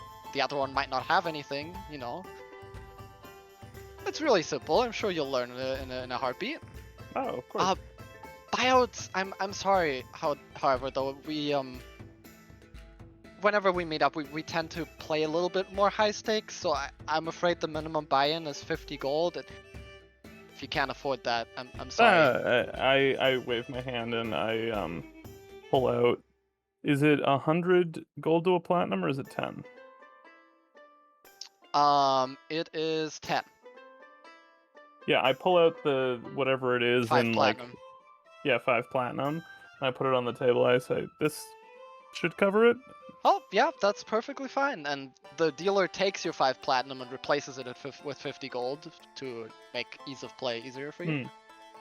Oh, they don't use chips. They're using the actual coins. They're using the actual coins. Yep. Okay, cool. Now, as you start gambling, we're gonna go over to Nes and Marcella, because Nes is actually limited on time. Yeah, for sure. No, we can do my thing. Yeah, or it'll we could just roll. Yes, I just want to make sure Nes doesn't have to stress because he has to no, leave. all good. Yeah, sorry about that, guys. Yeah. I'm Just chill. unfortunate timing on my end. That just. Oh, you're Yeah. good. Yeah. Marcella approaches gambling you at the can take all the time in the world, so I'm bar. I not don't think it stressed. will. It's a really quick one. Yeah. Yeah, I'll go over to. Not Marcella, Huron's sorry. flat. Yeah, it was Liberty Elodie. last time. It's gonna be Marcella this time. It's fine. No. I was no. And I'll kind of pop myself down next to him. So, are you gonna be rooming upstairs as well, Huron? That is the plan. seeing as the boss man is gone, his room's here. It's just that our rooms were a reward for hard work. And you didn't seem to work that hard, so I'm just, curious. You think that you deserve the reward? Just a reminder that even though he's the one with the money, we work together in this. He still also hired me. So. But I don't see what for, because you are supposed to be a leader, but you didn't act much like a leader out there, so I don't really see. The test wasn't my capability to lead. That's already been tested multiple times in the past. What that test was for to see if you guys can handle yourself in a stressful situation. Except that we don't know how you will lead us. You may have been tested with other people in the past, but every group of people is different, and now we don't know how your leadership skills are. Unless, of course, your plan is to let us do all the hard work and then sneak in to take whatever this tablet is and scurry off to your boss and get all the reward. Princess, I did not want to lead anyone that faints at the sight of anything scary. I need to make sure that everyone that I'm working with, that I can actually, hold my six. It's always really amusing to me how people assume that beauty and competence are mutually exclusive. I'm not saying that you're incompetent, but the way you carry yourself is not conducive to someone that I would suggest is hardened in the ways of combat. Well then, that shows that not only do you lack leadership skills, you also lack perception skills. Good to know. Oh, I can perceive a lot, miss, don't worry. Uh-huh. Apparently not, because you've made a very inaccurate assessment of my abilities and history. And that's why I've done some digging on my own time, and will continue to do so. Oh, and what exactly have you dug up? Well, if I had to hazard a guess, someone up above's got some interest in you. A lot of people have a lot of interest in me. I'm a very Yeah, but this interesting ain't your person. typical suitor, sweetie. Bravo. You figured out something that I could have just told you if you just asked. Well, I'm sorry, but usually it's assumed that people, when they have some relationship like that with some higher being, they like to keep a little bit under wraps. Really? Why? Oh, there's some perceptions and, connotations saying that you gotta deal with the devil or something. No, I didn't make a deal with the devil. Oh yeah, I could say that for sure. But, you are keeping company with one. I'm most certainly... Well, I think that's a bit rude. Because Ignatius is a fine person, and I know that he happens to look devilish, but he's actually very kind-hearted, and he wants to better himself. Have been flying around a town square, all the town guard be on his ass and beating him down in a minute. I'd like to see them try. Well, we can go outside and test this. Wow, you really are quite possibly the worst leader I have ever met. And I've met a few leaders, and you are definitely the worst. So really? First, you let your lackeys do all the work for you, and then you threaten them and make assumptions about their capabilities. Have you ever led anyone before? Just out of curiosity. Or are you just making it up as you go along? I've had some experiences, and we'll leave it at that. Insight check. Alright. I was waiting for an insight check. It's Well. gonna happen eventually here. Well, Okay. 18. Do you want to roll persuasion or deception to me? Is it the same roll? Let me just double check. Well, it's just you still roll deception or Yeah, so I don't persuasion. know if. So she doesn't know, yeah. Yeah, so I don't know which one it is. It's the same stat, so I'm just rolling. Is the it die. plus anything? No, just a +0. Okay. All right. What can she tell? I mean, you can tell there's a little bit of apprehension where he's saying he's got some experiences, but he is still truthful that there is still stuff he's done. Okay. Alright. Oh, Huron. You know, it's not a weakness to admit that you're inexperienced in something.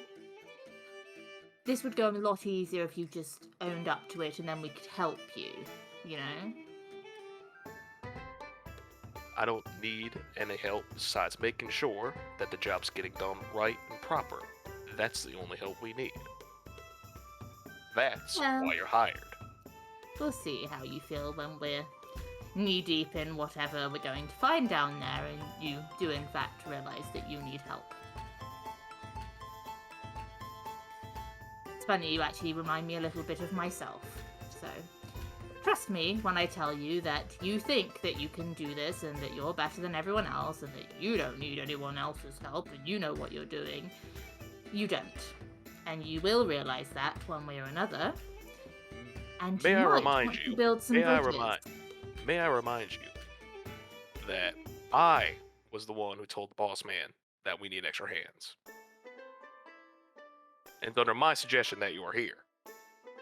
And then you doubted his decision and his special wall thing that he put up to screen people. Just because I'm one more for practical means and stuff. Magic's... well, it's magic. You never know what you're going to get with it. So, hearing that he's got a magical wall that's going to screen out people and who knows what the hell's going to come through that door, you're going to have some doubts, you're going to have some apprehensions. Huron.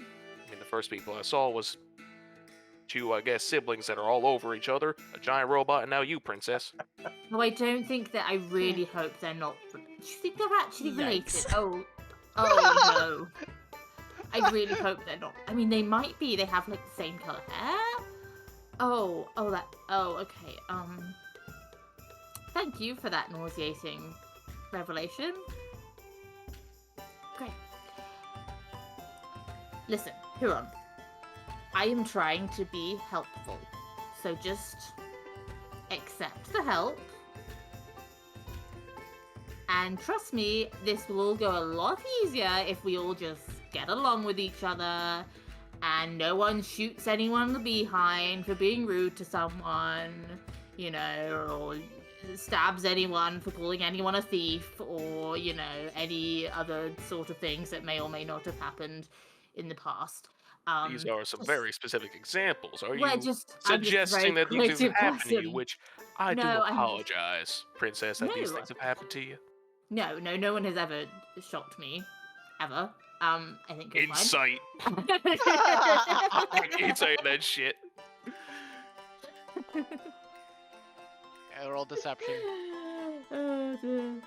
Oh, Actually, you know what? Disadvantage. You're not good at this. yeah, she's not very good at. Nice. It's still enough.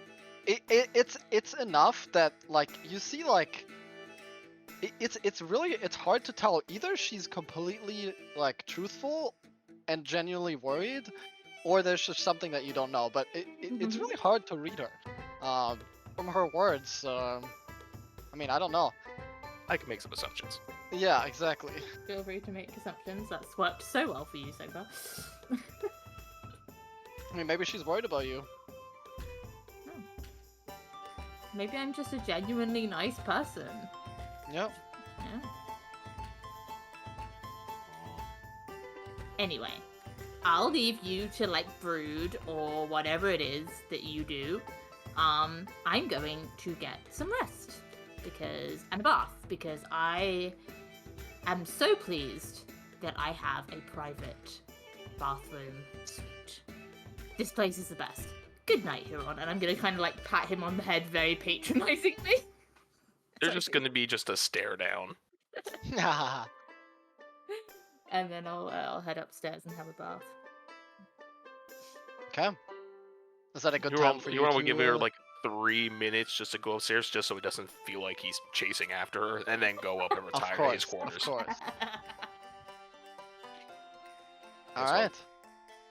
And with that, I do need to step out. I am sorry for leaving early, people. It's just timings got fucked on my end. I tried to push Really? things back, but they couldn't. I mean, So we started That late. happened. You're good. You know, it's my fault for having us start late, so you're good. all right, well, This is a good episode for it to happen because I think it's mostly shopping. So yeah, Yes, that's, yeah. it's gonna be a I- chill. It's gonna be very tame from here on. Yes. Everyone who wanted to yell at Huron got to yell at Huron. We're good. I got to insult you like 20 times over with different southern Yeah. drawls. Perfect. Everyone wins. Everyone wins. A All right. plus. I will quickly post my memes that I made. There's only like 3 of them. I'm sorry. Yes, And memes. Hell yeah. and I will see you guys later. The meme is better than no meme. Mhm. Yeah. I'm ready I have for a me. feeling all 3 memes are gonna include my drunk ass. They're not. I couldn't find a good format in time. Oh, I'm sorry. See ya. bye. See ya, man. Okay. Alright, so with you heading upstairs, left behind is just Aimar, doing a little bit more gambling. So, the way this is gonna work is you first roll a d8. Just roll it publicly, but Yeah. since you're not playing against any other players, and you're gonna keep this hidden, right? Okay. And for me, I'm gonna pretend that they don't know either. Now, each of them is gonna roll a d8. Basically, you're drawing a card from 1 to 8. Well, you notice on the cards, true to the word of the game, the Sword Gambit, each one of these numbers have different men and women depicted using swords to battle in some way, against beast, against other people, you know. And the higher the number, the more epic the battle depicted. Your number with a 2 has like a farmhand using a sword to smack a training dummy. And now the other people are gonna roll. Okay, 1 and 2. And now just like poker, there's gonna be 2 rounds where you're gonna raise. You raise and call this round, and then the following round, one more time raise and call, and then it's over. Okay. So, first, the human woman is going to put in 7 gold coins. Say, I'm gonna bet 7. Good hand this time.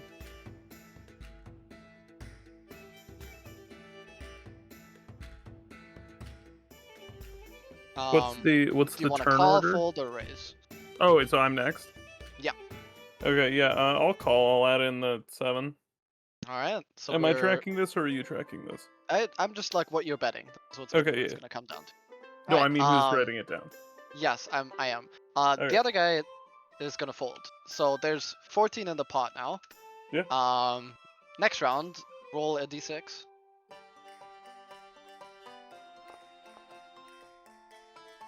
Okay. The woman's like, oh, good things just keep coming. And she's gonna bet another 5 gold. Yeah, and I'll like match. Okay, and that's the last time you can bet or fold, basically. Yes.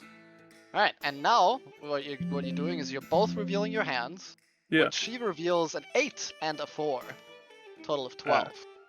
And now both of you roll another d4 publicly, and that's the end result. So at the end, there's another gamble. But she rolls a 2, and yeah, she easily beats you. Yeah. Okay. You want to play like 3 rounds total? Yeah, that sounds good. All right, let's do it. All right. Roll another So d8. it's D8 then D6. But first, just a d8. Yep. I fold. You fold. Okay. Yeah. The orc and the woman bet back and forth a little bit, and I mean, it doesn't matter. Why am I rolling this? Yeah. So the orc wins. He introduces himself as Forg as he wins and asks you. So I'm Forg. This is Susie. Just in case we see each other again. You're a good guy. You're looking a little rough, but what's your name? That's Aimar. Ah, well, nice to meet you, Aimar. Yes, you too. It's a nice wanna- place. I don't usually come into somewhere like this. Yes, well, benefit is the highest stakes here, you know. Actually, kind of a lower table tonight. Usually we bet a bit more. Well, lucky me. Yes, well, if you keep donating gold, I'm happy. Yeah. Donating. That's funny. Uh-huh. And then Another round. yeah, Roll another we'll do D8. this. Oh, Nearly. watch it. Oh wait, there we go. Hey. Alright, new round because you're gonna fold, I assume? Yeah. Alright, one more round. Okay, Alright, the human woman, it's her turn to bet again. She is going to bet 5 gold.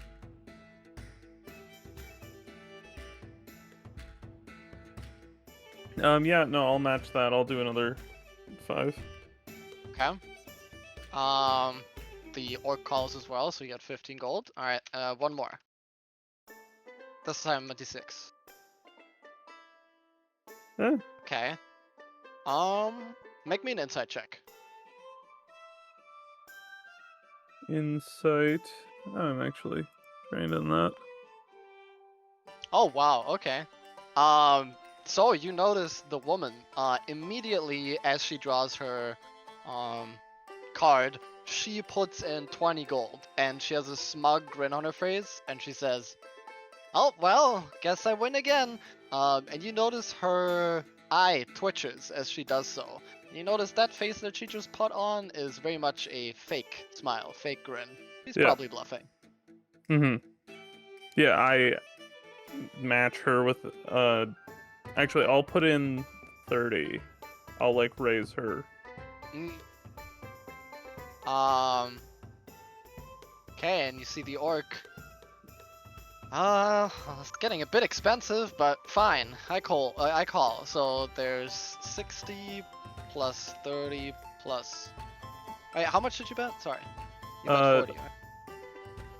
35 total. It was 5 and then 30. Yes, you bet 35. Yeah. Yes. So, but then you bet 10 more. Oh god. I got confused now. Shit. Okay, 50 in the pot. She bet 30, so there's 45. And then you raise to 40. Yes. So 85 in the pot. He is going to call as well. That was getting expensive. So it's 125 in the pot now. And you notice the woman now dropping her grin. It's like, okay, you got me. Looks like you guys are both too strong. And she folds. So 125 in the pot. It's just you and the orc. And the orc has a 4 and a... So a total of 7. You have 8, right? Yeah. Yeah, and then we still have to roll the d4. Now the 1d4, yep. Oh god, he rolled a 4. Oh, no. Okay, well, luck of the dice at the very end, he beats you by 1. Ah. And you're broke. Yeah, I get up and I say, like, well, with that, this has been fun. You Yes, said well, your name was good game, Gork? Aimar. And your name was Gork? Forg, Forg, my friend. Forg, Yeah, my mistake. Yeah, So I'll be seeing you. Okay, yeah, I hope so. I'm excited to see you again. And he grins, very happy with his gold. And definitely also being truthful if you're gonna come back and lose more money. Alright, it's gotten late at this point, and you've been gambling a bit longer, and you notice that everyone else Everyone's gone. has I'm gone like, to well, bed. yeah, this It's been an expensive day. Time to turn in. Alright, turning in for the night. Okay, then 1 second.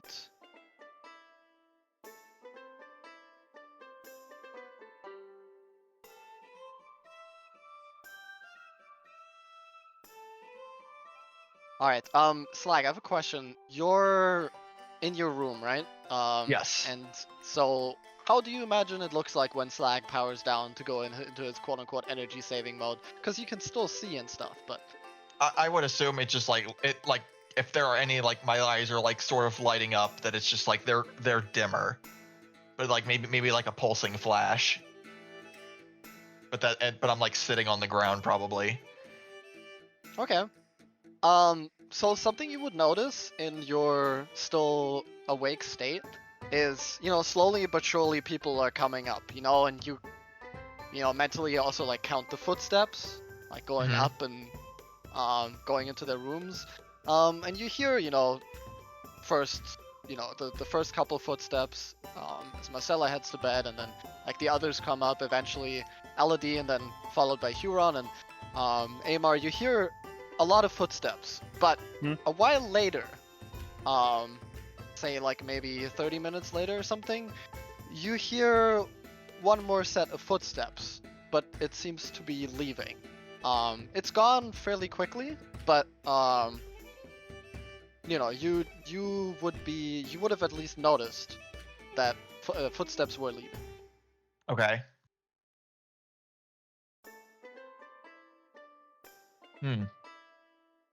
Interesting. Yeah, it's just like as you're resting information to file away. But I tell based on like how fast or slow they were walking, like if they were in a hurry. Make me a perception check to see.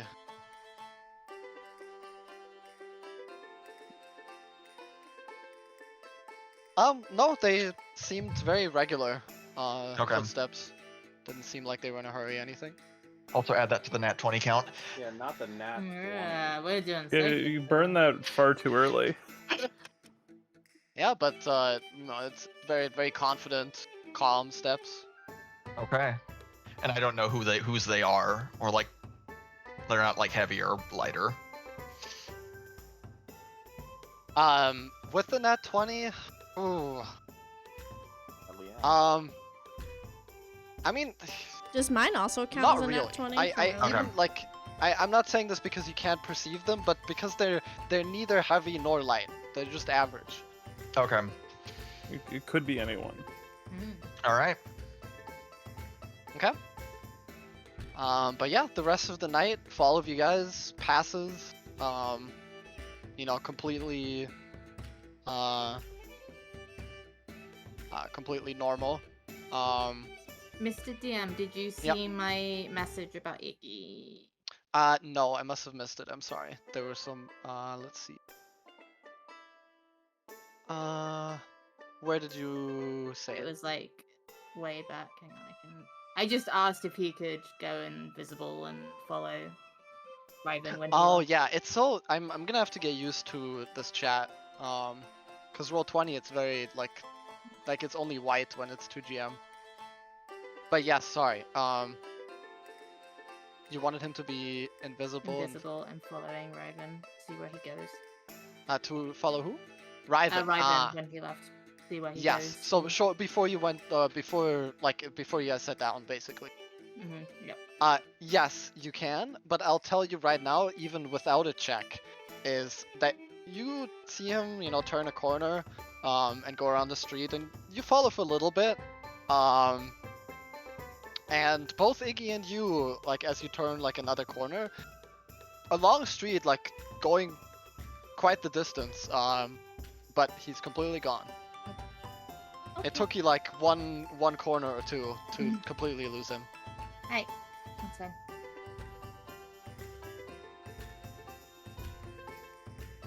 Yeah, sorry, I should have seen this. That's earlier. alright. If I miss a whisper, just like let me know. Okay, so in the morning, you guys all wake up refreshed. You with a Long little rest. bit of a headache, Tormund. Mm-hmm. Then we should lot of bit reset, of a right? headache. Long rest. Oh yes, We should long rest. reset with a long rest, right? Yes, yeah, Oh. everyone gets a long rest. Yeah, Exactly. hell yeah. And we already did mine pre-stream, Yes, so. Yes, exactly. Yeah, there's a button on the character sheet that will do it all automatic.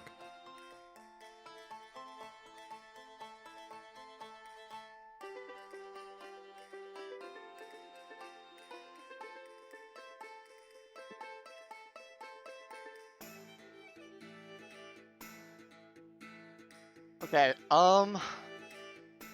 So, who's getting up first? Slag, maybe? 'Cause Yeah, I'll probably you get up don't have to rest as first. much. Yeah. Yeah. Are you gonna stay in the lobby waiting for people to wake up, or go downstairs? Or... I think I'm gonna wait. Yeah, I'm gonna stay in the lobby and just wait for people. Okay.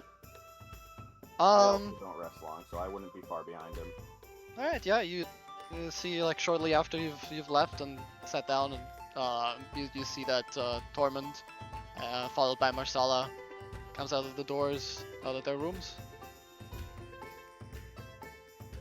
I'm drinking coffee or the equivalent there too. And a few bags under the eyes, but definitely rested. Okay. And yeah, Marcella, you step out of your door and walk around the corner, following the others, meeting them in the lobby, and you see behind you also the door open, and Aimar, you should be awake at this point, coming out Oh, of yeah. your room. Yeah. Mhm. So Yeah, Elodie probably be like the last. She's having a lion. yep. Well, she has to get ready. Yeah, and then she has to get ready. Yeah. Yeah. And have another bath in the morning because she can. Yes. And Eventually, Elodie comes out all able, perfect, and prepared for the day.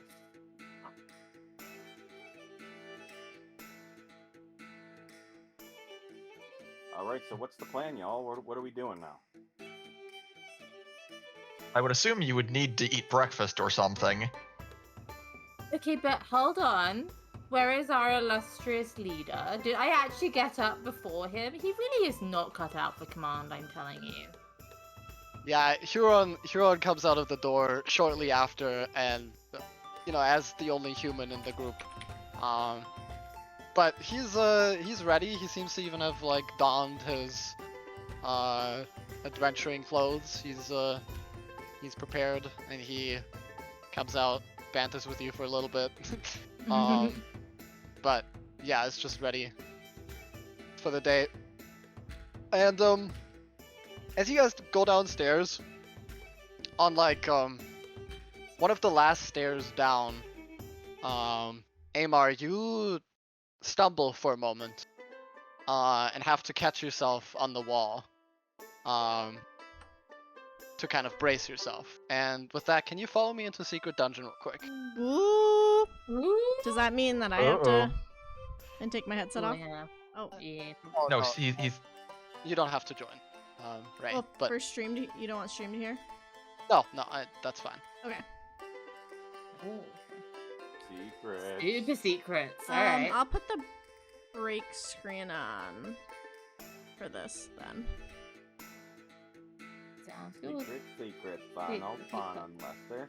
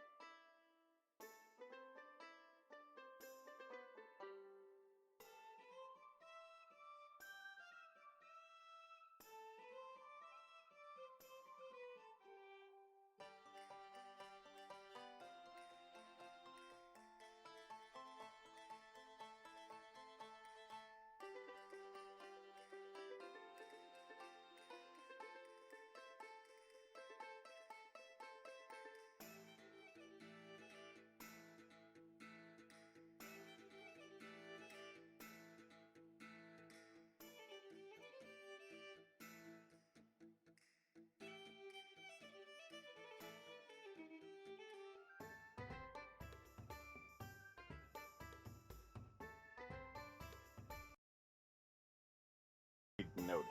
Yeah. Wait, notice that it's gone? Yeah. Yes. I should have done the bait and switch. Damn it. Okay. Yeah. Well, Alright. we are back.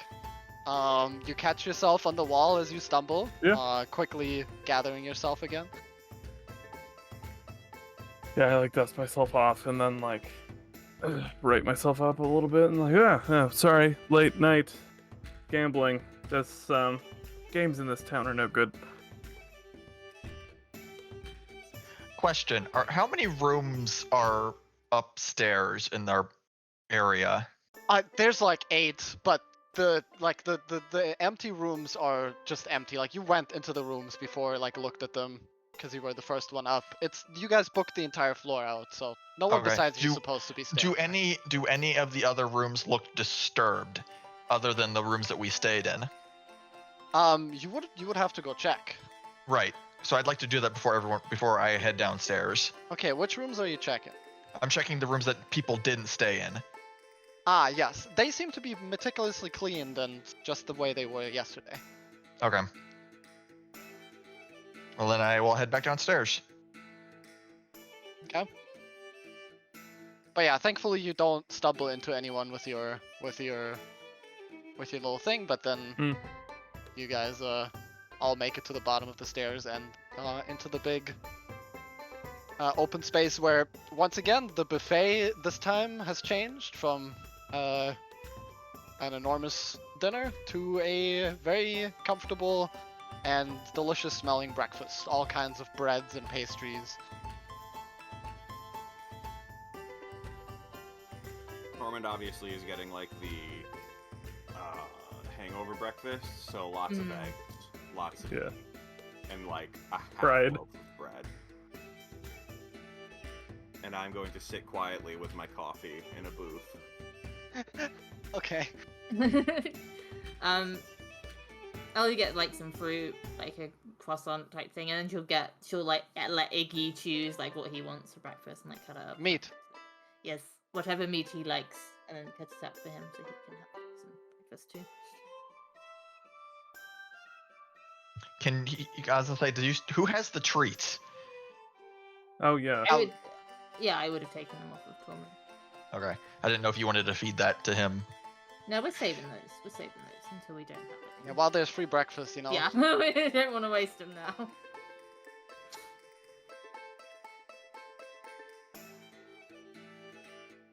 And Elodie is just looking between Marcella and Tormound, like trying to figure out if they're siblings or not.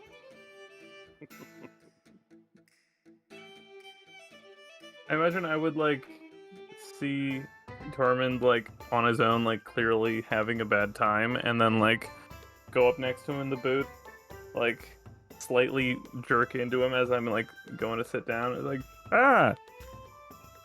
saw you sitting all alone here. Can't have that.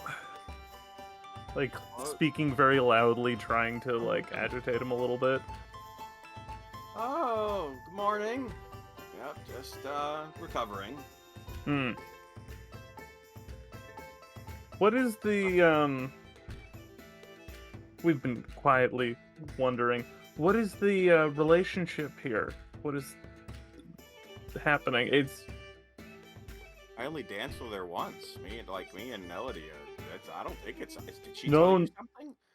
Oh, I'm sorry, I was not clear enough. I meant with my kinsman. Are you also an elf? I don't remember. Yeah, am, half yeah. elf. Okay, yeah. So Sorry, he's an elf. He's a half elf, but with two Half different elf, elves. half elf. yeah, 3/4 elf. Yeah, how does that math work? 3/4, twice removed on his mother's side. That's funny. Oh, you mean Marcella? Yes. I mean, what do you want to know? We're not like together. Is that what you mean? Well, it's very clear you have a history. I'm wondering what your dynamic is. I mean, long lost friends, newly connected. Just excited to see her again. Is something coming across like? No. It's just the subtle looks being shot. trying to read. We've been through a lot. We have been through a lot, and have only recently come back together. So maybe some uncomfortable tendencies, maybe some potential reconnection going to be happening, but yeah, no, nothing out of the ordinary. Ah, Takes a course. long sip of the coffee while just looking at Marcella. I imagine she's like across the room, and like at some point, like eyes would connect. Like, what the fuck is wrong with you? The eyes would connect, and she would just slowly turn to like not look at him. Like, And then he looks back down at his plate again and starts sipping his coffee. Elodie, seeing them kind of do this like thing and seeing Marcella like look away, is gonna message Tormound and be like, "Sweetie, ladies do not like it when you stare at them. It comes across as very creepy. I don't know why I'm trying to help you date your sister, but this is where we're at Sure. now." What do you mean, sister? Is she? Wait, I thought you two would like, because you Who have said like. something about sisters? is this now out loud, or is this like Yeah, it's still? all out loud. Okay. Would I be close enough to hear this? Would Marcella hear this? Well, I I think sent you- the message initially, so I don't know whether Tormound No, would I respond. to the screamed it message. Yeah, it sounded Okay. like he was screaming at Yeah, some okay, point. then I let read me it and scream was just back, like, sisters. So he basically just heard, like, you telepathically asked him about it, like, dating sisters, and he suddenly screams, "Sister!" And so, okay, I'll carry on. Yeah, I would have carried on the conversation out loud then, like, I do. So yeah, Marcella, you would have heard it.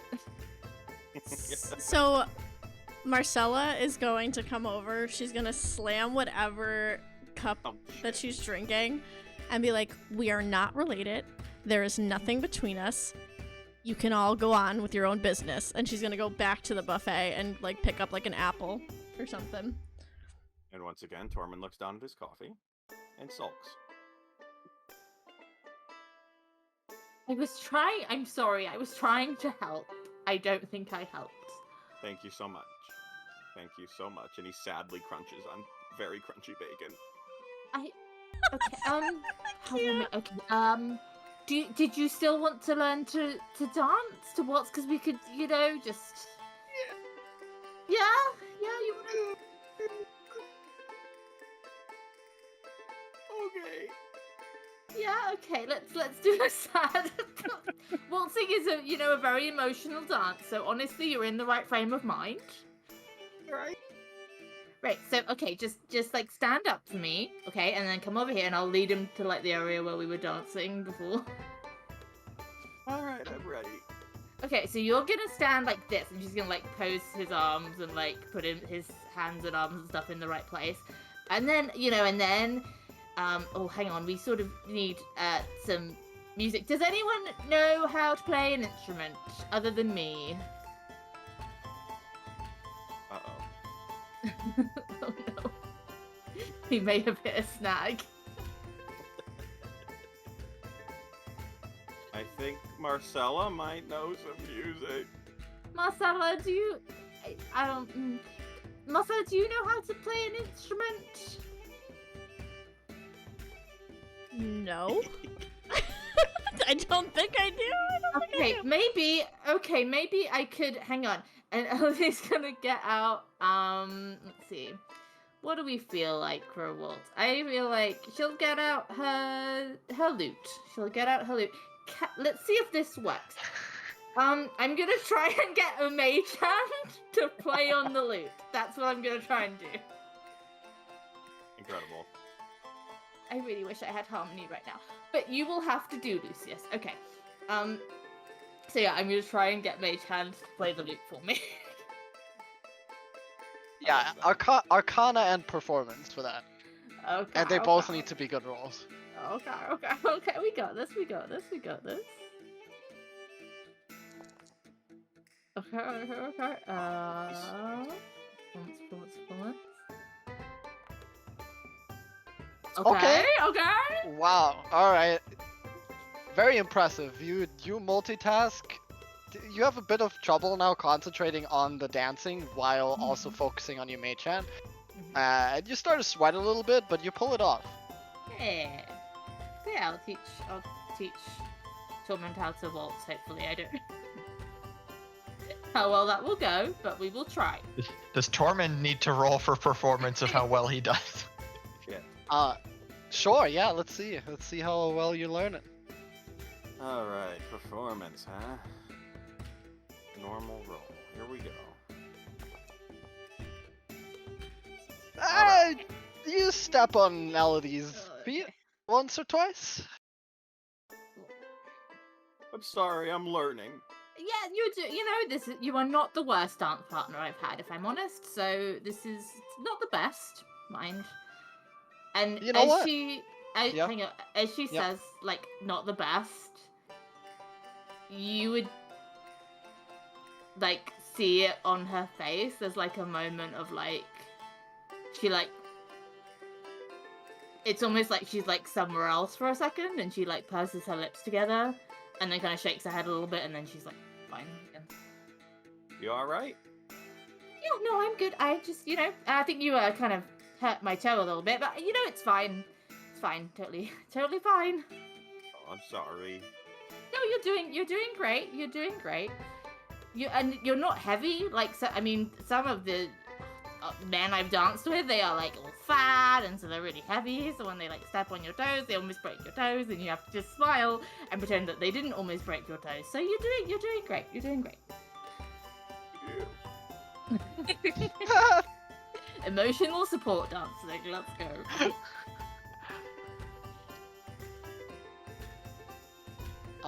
As you do, Tormund, because you're looking at the floor a lot right now, roll me a perception check. Okay. Perception. This one. Yes. Clickety click. Normal. Hey! Wow. Hey. Heck What is that? yes.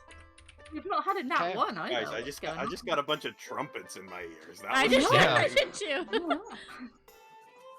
All right. Very I am going to.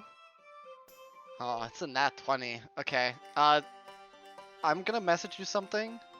Where? On.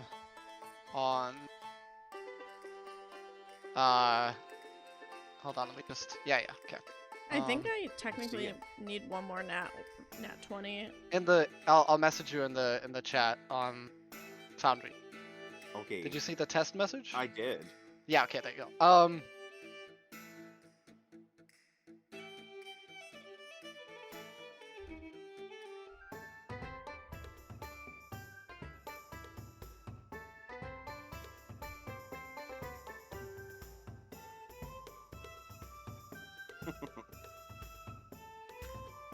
Love that. Dancing is definitely super Yep. useful. Most useful thing you can do is dance.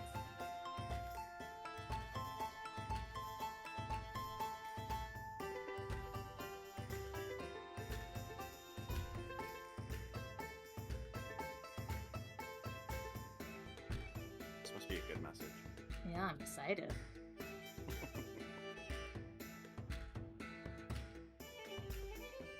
It was really Okay. funny. when I got You the notice 20. Oh, yeah? sorry, Go ahead. Below a counter next to the stage, a tiny little head pops out and then comes out and walks over, and you notice a orange tabby cat approaching both you and Elodie as you're dancing. And I'm gonna message you the additional information. Do I but see yeah, the cat as well or not? You don't see it as much as hear it as she walks up behind Tormund and then meows. Alright. Oh. Little side information.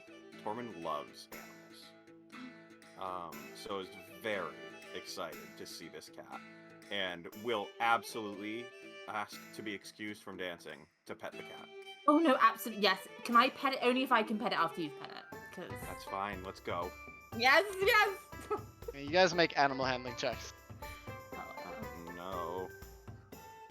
Fine, I got this. Where even is my... Alright. Where?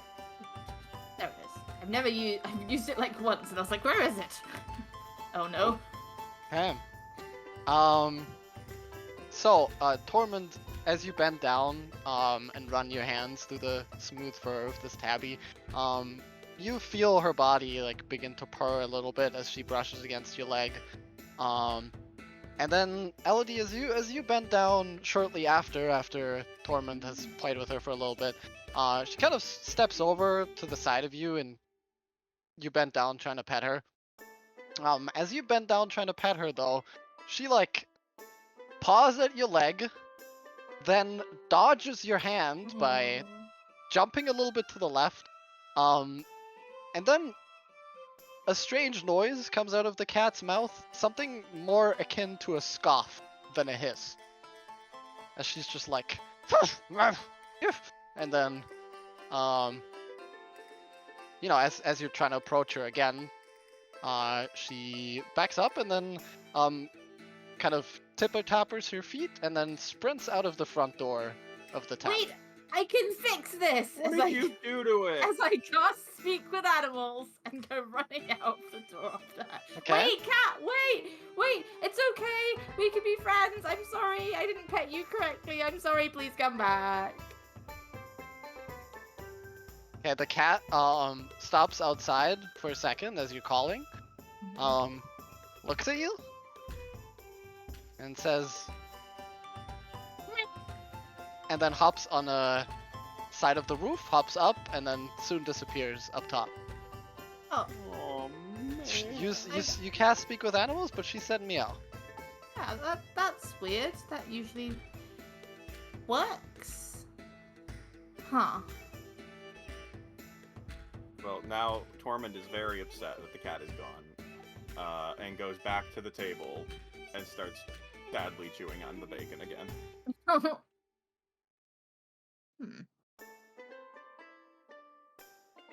I'm gonna go over to where Aimar's sat. Yeah? Say, Aimar, Yes. do you know how to speak? You know the spell, like you can cast it and you can speak with animals. Do you know? Do I know that spell? That's interesting. And I pull out, I have like a little book with like a black dust jacket on it. I pull it out of my like cloak and I start to thumb through and go, I'm not sure if I do know that spell. Let me take a look. I don't believe that I do. That, Okay, and then I well- like close it and put it back in my. Well, it's just that like I just cast it and it's meant to let me speak with animals and they can like speak back to me and I can understand them. But this cat didn't speak to me. It just meowed at me. And Is it that's possible not- that it said meow? Why would it say meow? It's a cat. Well, no, like they're meant to like talk to you. That would be like an intelligent dog walking up and saying woof. Well, no, they're like meant to have like conversations with you. Like I had this conversation with this dog ghost thing once, and he was just, it was very insightful, and he just constantly asked for treats. But I could have like a conversation with him. I was just, you know, you are the only mainly magical one. I thought you might know why my spell wasn't working correctly. Well, this city is full of all sorts of things. It places magic goes up and down. There's all sorts of forbiddances and whatnot. You know, you can't even teleport in this city. You can't? No, they was gambling last night and somebody told me the guilds have it all locked down. You have to, they inspect things. You can't bring equipment or magic items in without having them properly looked at. Seems like Interesting. an awful mess. Did you not have to deal with that? I mean, I just didn't realize how widespread it was, you know. I No, didn't- yeah. This hearing there's no like magic like that, Tormund's head pops up, having heard that because that cat to Tormund appeared out of nowhere. So he's just gonna slowly kind of saunter over to the area the cat came from while you guys are talking. Marcella is also going to like just be looking wide-eyed at the table, specifically at the magic item thing. Statement, I should say. Yeah. Did Which you magic not? item? I Oh, just wanted you to oh, know, yeah. sorry. like just the concept of like having to go through magical TSA. I just, I didn't think that it was. I mean, I knew that there were like, restrictions. I just didn't think it was that bad. Well, they've got money tied up in it. You want to go from place to place in the city, it takes time. What does time buy you? Money. Interesting. No, that's the other way around. Time is equal to something? Time, money, time. The affairs of the rich. And then I look at Elodie and I go, I mean, the affairs of very normal and reasonable people that are not at all different from you or I. Oh, honey, don't pretend. The state of your robes. Let's not pretend, shall we, that you're not economically challenged. Marcella is Slag is gonna make a chuckle at that. Marcella's gonna choke on whatever I think she was eating an apple. She's gonna choke on her apple when she says that. Like almost do a spit take. Yep. Not that there's anything wrong with being economically challenged. It's just, we've all been there, So I get it. Have we? You've? Yes, I once had like no money for a very short period of time, and I acquired some money. But I did have like no money at one point, so I've had to sleep outside before. I've had to sleep outside before, so we are, we're not as different as you might think. All right. Yes. But Yes, more of to course. More to the point, I wonder if that's why our employer wants us to take this very interesting artifact and keep it out of everyone's eye line. Trying to sneak possible. it past the guilds, maybe. Or wants to make sure none of them get it.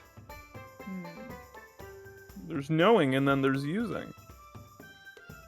I mean, if it's just sentimental, like he said, then what's the harm in people finding out about it, Well, if it's very valuable, there's thieves.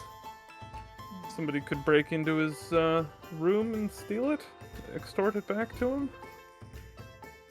Maybe. Sentimental value, people can capitalize on that. Once I had a very nice walking stick, and then fella nabbed it from me while I was sleeping and asked 50 gold to give it back. Oh, that's very rude. Well, it's a piece of wood. Yes, but it was your piece of wood. Yes, well. Don't have to worry about that anymore. Have friends now. Put on this dumb grin and look around. Yes. Yes, we're friends, aren't we, Marcella? She is just gonna give her like a little like smirk, like yeah, smirk. See, we're all friends and we're not gonna let anyone steal your walking stick from you. Yes, especially since I don't have one. Well, if you were to acquire, we could get you one. I'm sure they sell them somewhere if you wanted a nice one, Oh, of course.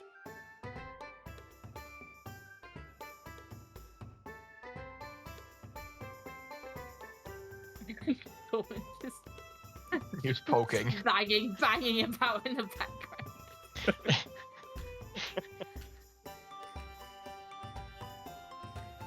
So, Slag. I'm turning around and look. What? It's like, by the way, you've been watching Torment. You have no idea what the fuck he's No, doing. I don't either. Which is why I walked over to him and just like watching him, like looking like he's crazy, like he's lost his mind. What is Tormund doing over there?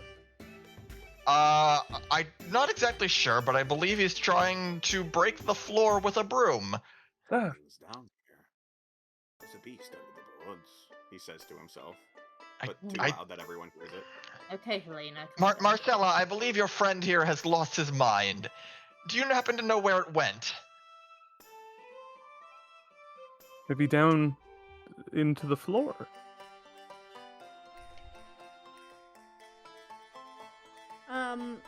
Marcella's just gonna like stand up and try to like look over the counter, and then just like shrug and like sit back down.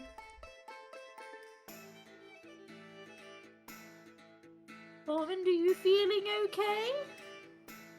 Well, listen, from what you guys were saying, with the lack of teleportation and lack of truly magic item, like, this cat came out of nowhere. Literally came from right here. Oh yeah, well maybe it was just hiding. You know? There's nothing here. I'm more concerned that it didn't talk back to me. So either it's very rude or there is something weird going on. Because they're meant to talk to me. Well, it came from here. Do any of you have the ability to, like, see magic? I mean, I can. If I do though, I need to make sure we rest before we go anywhere because it's quite exhausting actually. But I can. Well, I mean, I'll leave it up to you. I'm just gonna keep poking. Okay, well, fine. And I will cast... Actually, no. If you give me, like, 10 minutes, I can try and, like, do it without expending any of my energy, so... And I will spend the time to do the ritual. ritually cast Detect Magic. Okay, and yeah, as you do, close to the end of those 10 minutes, as you guys are all, talking, you're still standing there, Slag, and suddenly you feel a kind of wash of magic run over your body, leaving behind a very visible, glowing red magical aura that, like, hugs your armor just like a magical barrier would. And it's just there. Not going away. Okay. That was weird. Anyway. He's just Don't worry about glowing. it. It happens. You're very glowy. Do we need to be concerned that you're very glowy? I'm going to look at myself and then look back at them and say, not at the moment. You haven't exploded yet. Yeah. Yep. What do you mean? Yeah. Don't worry about it. Well, none of us have exploded yet. It's No. it would be very, very good if none of us exploded.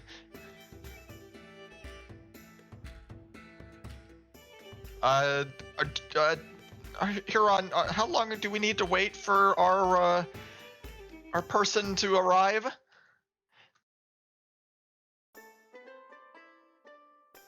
Yeah, Kara, Huron. Huron says, like, well, I mean, good timing. Just came through the door, and he points. You guys see Riven walk through the door of the tavern. Arriving. Riven's arriving. Yeah. He sees you guys. Are you still poking, or are you Yes. done? Okay. So, as he's arriving, Elodie, you would notice that there is absolutely nothing magical anywhere near or under that counter. Tormund. No, Some of your Ziggy. friends, though, are glowing. Some of them have magic items for sure. Tormund, Oh. honey, no. I'm just gonna try and take the broom off him. It was just a cat. Well, I don't know if it was just a cat. I think the cat might have been weird, but it didn't appear from nowhere. It just happened to be living behind the counter. Maybe I'm using the wrong instrument. Takes out his, like, rapier. Poke. I give up. Marcella? Your problem, Marcella. Your turn. She's just gonna roll her eyes, and she's gonna just grab him by the ear and be like, let's go, come on, there's nothing underneath the floorboards. We gotta sit down, you're making a scene, let's go. And she's gonna keep pulling him back to the booth. Ow. You see Ryven as he walks up, chuckling, watching the scene, being like, well, if you attack whatever's down there in the ruins with the ferocity that you attack that wall over there, I'm sure we'll all be safe and sound.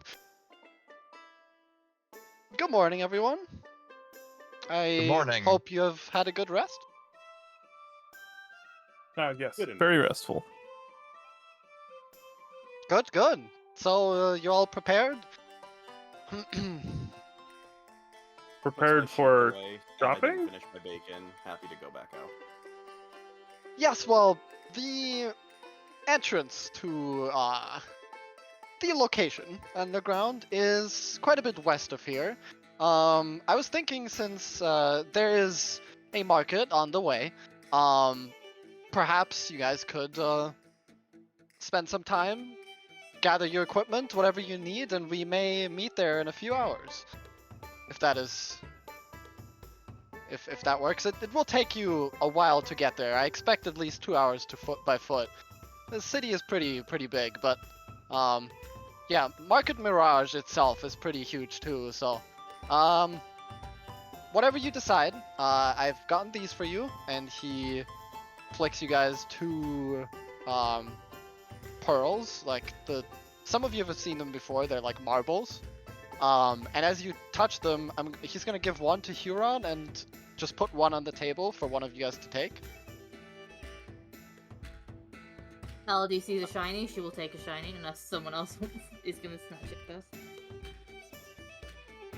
No, I think Tormund would be too focused on just remembering something that came to mind when the market was mentioned.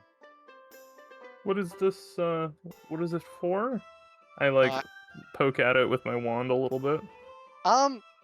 It's just supposed to show you the place to go. You know, I know most of you are very new to the city, so just so you don't get lost, and we can all meet up there this afternoon.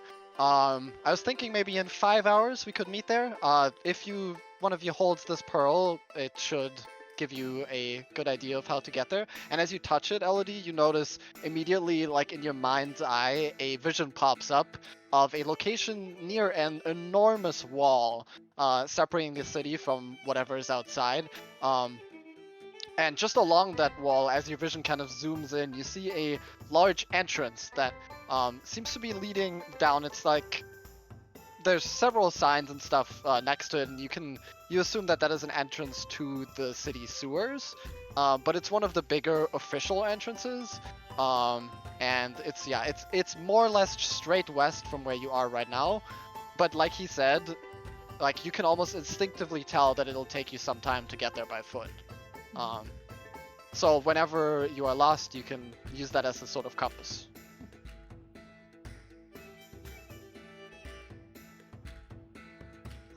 Yeah, I figured I'd give you 2 just in case you guys decide to split into groups. We'll make sure you meet me there in 5 hours. And then hopefully things go quickly and we can return tonight and have another good rest here. I've paid for accommodations for an extra night, so be assured that if everything goes well, you're gonna find yourself here again tonight with fantastic food and a nice bed, all paid for. Yeah, wonderful. And a new sense of urgency has hit Tormund, and he reaches over to you, Marcella, and says something very important. I just need you to trust me. We gotta go to this market. She's just gonna pull her arm away, okay, alright. So I'm gonna pretty excitedly gather my things and get ready to go.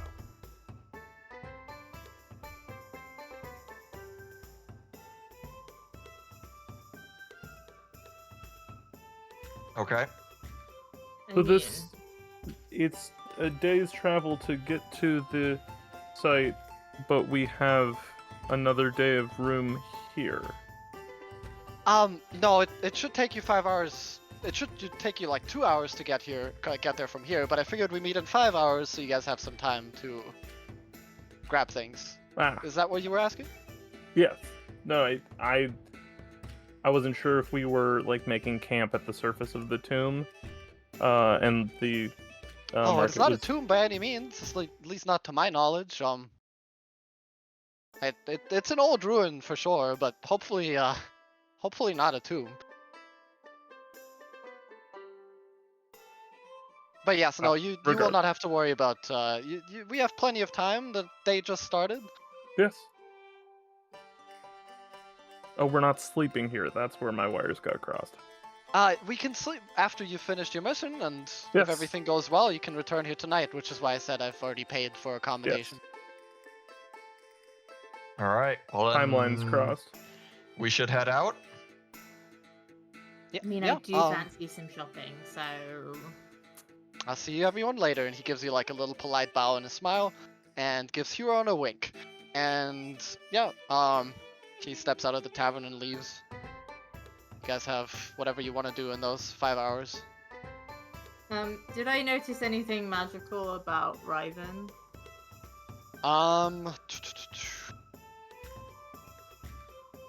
Yes.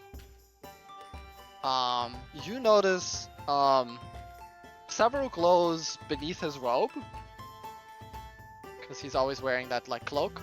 And you notice that the walking stick that he's been using, like the big staff, you know, it was already like ornamental and things like that, so he could have guessed at it, but that one is also glowing. Okay. Interesting. Okay.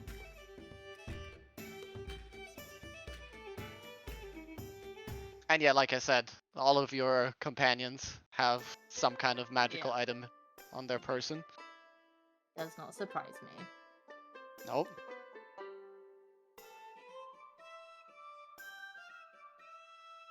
Well, since I have the magical, the magical GPS, I will wait for everyone to be ready, and then. And Huron has another one, so. Come on, and I start pulling Elodie towards the door. Okay, fine. We're going shopping, guys. See you later. Wait, do Tormund and Elodie both have the circle, the magic? No, not me. No, I have one, and Huron has the other one. Oh, okay. I thought he Huron... said he handed it to. No, Huron has one and Elodie has one, so if you guys want to split up, you can. It's just that Huron has to be in one and Elodie in the other. Team Huron versus Team Elodie. Let's go. Yeah, or you can all go together. Either way. Yeah, Marcella I would want to go with... Yeah, I would go with the other elves for sure. Sorry, Rae. You're fine, you're fine. I was gonna say, Marcella would ask if we're splitting up or staying together before we leave. Like, she would tell Tormund to wait a second and calm down, and let's figure out a plan before we leave.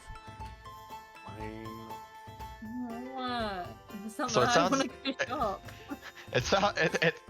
sounds like Tormund, Marcella, and Elodie have already been dragging themselves trying towards the door along with Aimar, so it's just me and Huron together. I mean, you're still there. You're still all there. Oh, okay. Yeah, you're still all It's together. Marcella You're just told us to calm deciding. down. You're deciding if you're splitting into groups or all going together. Marcella wrangling the two toddlers that are Elodie and Tormund. I would assume that we would just all go together. It's up to you. Mm. Come on, Slag. All right, let's go. Oh boy, oh boy, oh boy. Alright, Winnie the Pooh, Jesus Christ. Oh, bother. Oh boy! That's. Oh wait, that was Minnie. That was Mickey. That's Mickey. Yeah. Oh. All right. All right. Yeah. I guess we're What do moving I all have with together. These Mm-hmm. shops. Anyone been here before? Not a clue. New to me, but I've heard about these shops and things we can potentially find. Yes. Well, you are currently in a in an area that is kind of a mixture between taverns, shops, and quite a bit of like regular resident housing. You were told that the market is west of here, so you just kind of go west, follow one of the main roads, but these roads are all like smaller. Some of you, for example, Tormund and Marcella, you've seen from a distance there are main roads in the city. You've just up until this point not run into any of them. So while the roads look big from the distance, like especially the bridge over the river that you saw was so enormous that you've yet to see like the true busy roads in the city. And as you continue west, kind of through the different alleys and smaller roads, it takes you almost an hour to reach this market. But it's by no means hard to miss. As you step out of the jungle of houses and look upon this market, you see it is enormous. It's like where normally a market would be built in the center of a city, right, to like kind of as a hub. It almost seems like the city was built around this market. And from the sounds of it, it's by far not the only one. But it is enormous. You notice that the actual plaza is filled with shops and a labyrinth of smaller and bigger stands and places where you can walk through, offering all kinds of things under the sun. And you notice kind of the facades that you're leaving alongside the main road. There are several like more fancy and bigger shops offering everything from clothing to weapons to drinks or pelts or like, anything really. And like clearly like looking for more trinkets, smaller things, everything would be the best to just go out into the plaza.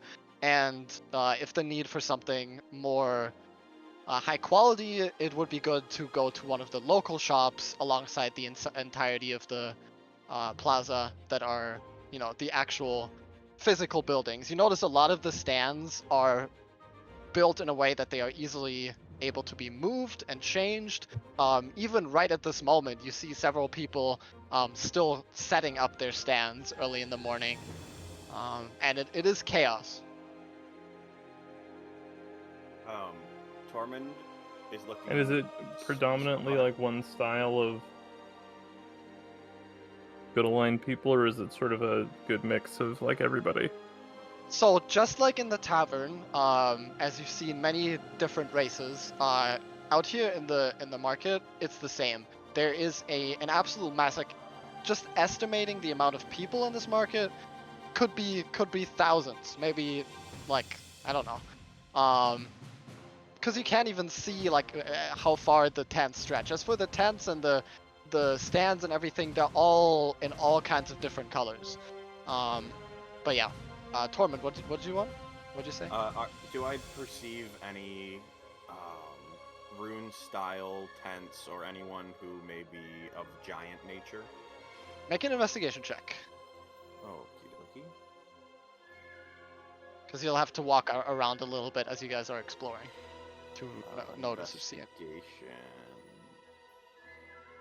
Right here.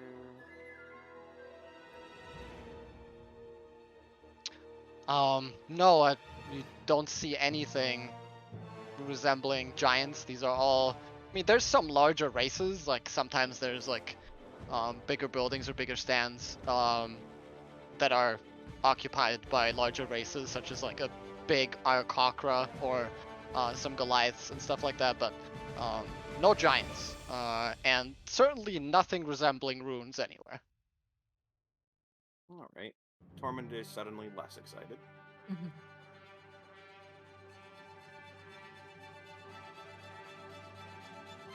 Elodie's just kind of like, as soon as they get into like the entrance, where I guess it like all kind of opens up, she is just stood there like, like paralyzed with like awe. And just Choice. staring about at everything. This is maybe 10, 20 times the size of the market in Resolve, Miri. Mm-hmm. I wonder if they have a map. Elodie's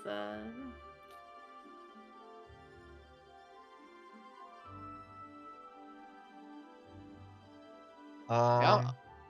So, what Alright, can what I is each of whisper you guys? you? Yes, you can whisper me, and then you guys can all kind of consider what your characters want. You know, like obviously you guys all started with a bunch of stuff, but since you're all going fresh into this, there might be things that you want just for adventuring in general. Just everybody kind of consider what they want or if they want anything. And then you guys can start looking together. But no, you don't, Random. Okay. Alright, so Tormund is not the wealthiest of beings. So he has a very magic item that he wants to try and see if he can get some money for. I just gotta find it. Don't have a potion, where is it? Yeah, there it is. So I would look for like someone with potions or someone selling any sort of magic. Okay. So we got. I'm just gonna write this down. So Tormund wants something potion related. Anyone else have places or things that they want to get? They're like a cartographer or something like that. I imagine it would be good to have. I'm talking out of character. Yep. It would be good if we had a map of this place. This city is so large. And you got cartographer. Or what about the rest of y'all? I don't know. I'd be looking for maybe some exploration tools, things that we might need in the ruins. Okay. Such as like general supplies, like torches or ropes and stuff like that. Yes. Okay. 10-foot poles. What? Okay. Elodie, you got anything she's looking for? After breaking out of her, her trance,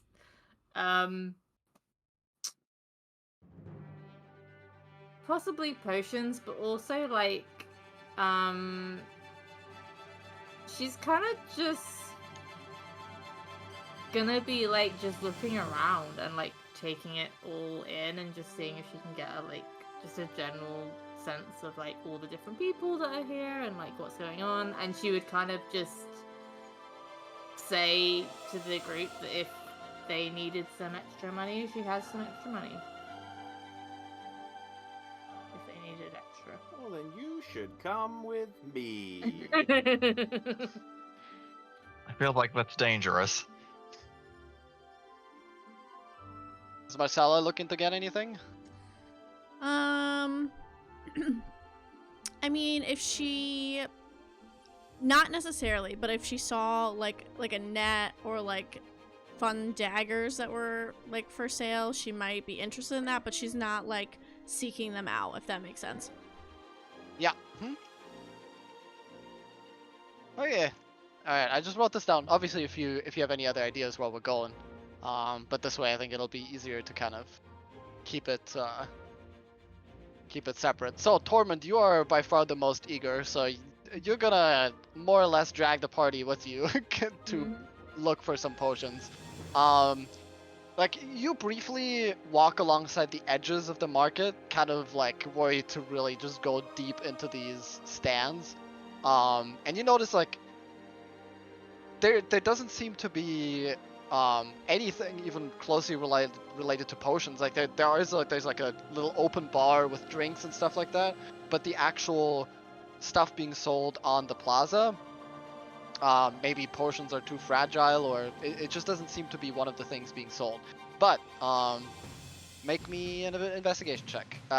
Someone else is also looking. Elodie, you as well, because you're both kind of thinking about maybe potion. Okay,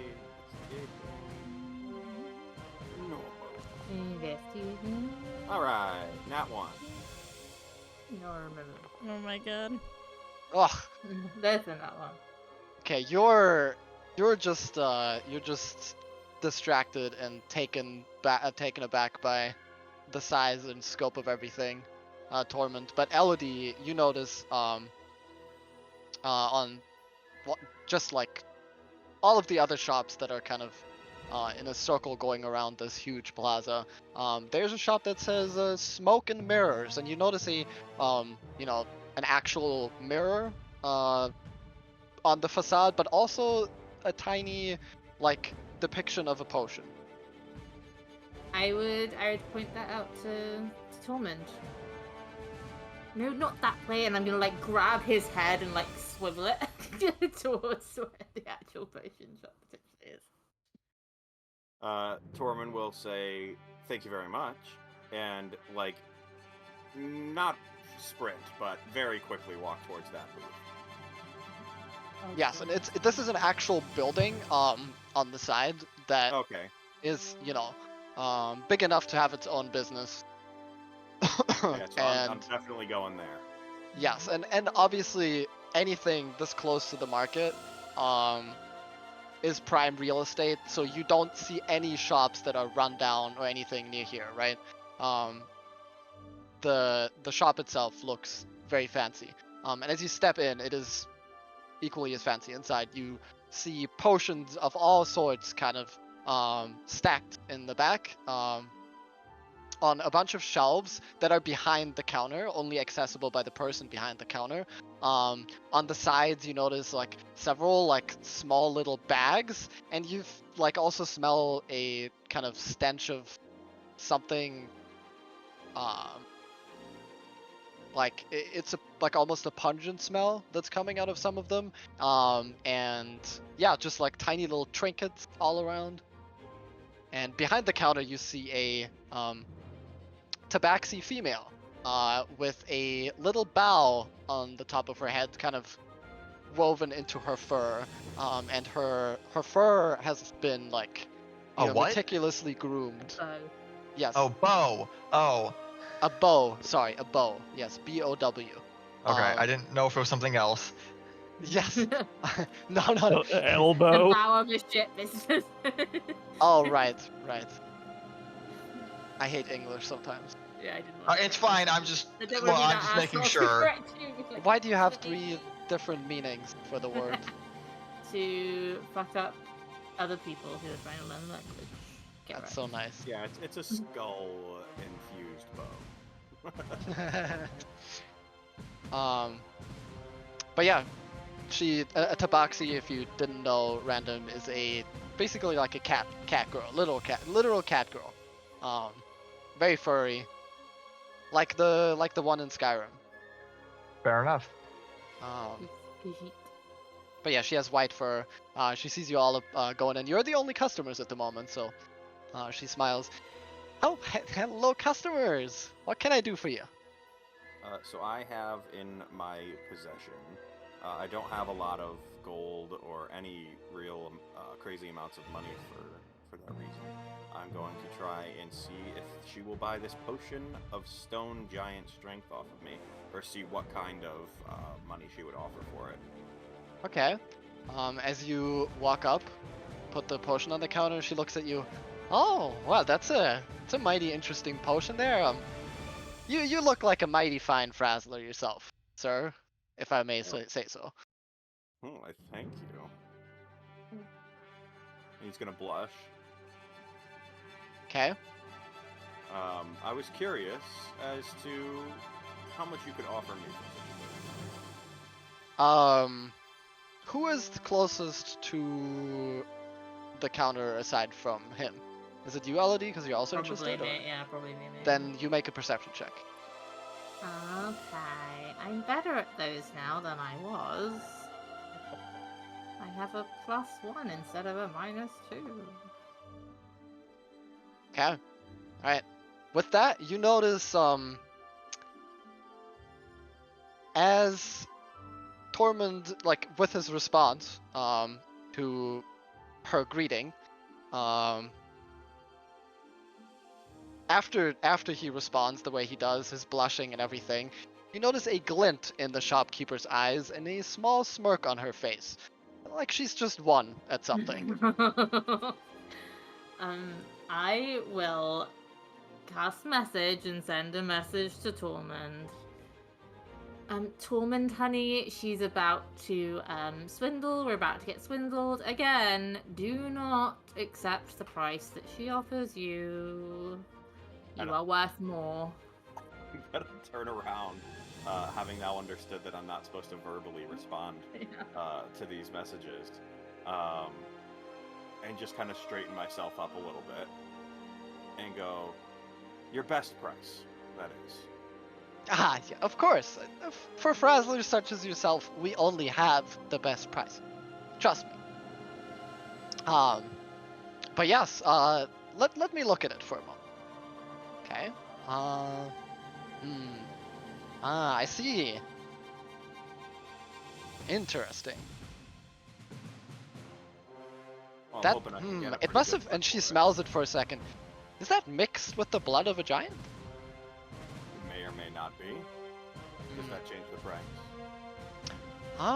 Well, potion of giant strengths are fairly common. People like to impress their spouses sometimes, or use it in battle. It's a nice way to get stronger, but Oh God. I'd say for this one, it looks very potent and seems to be pretty recently brewed.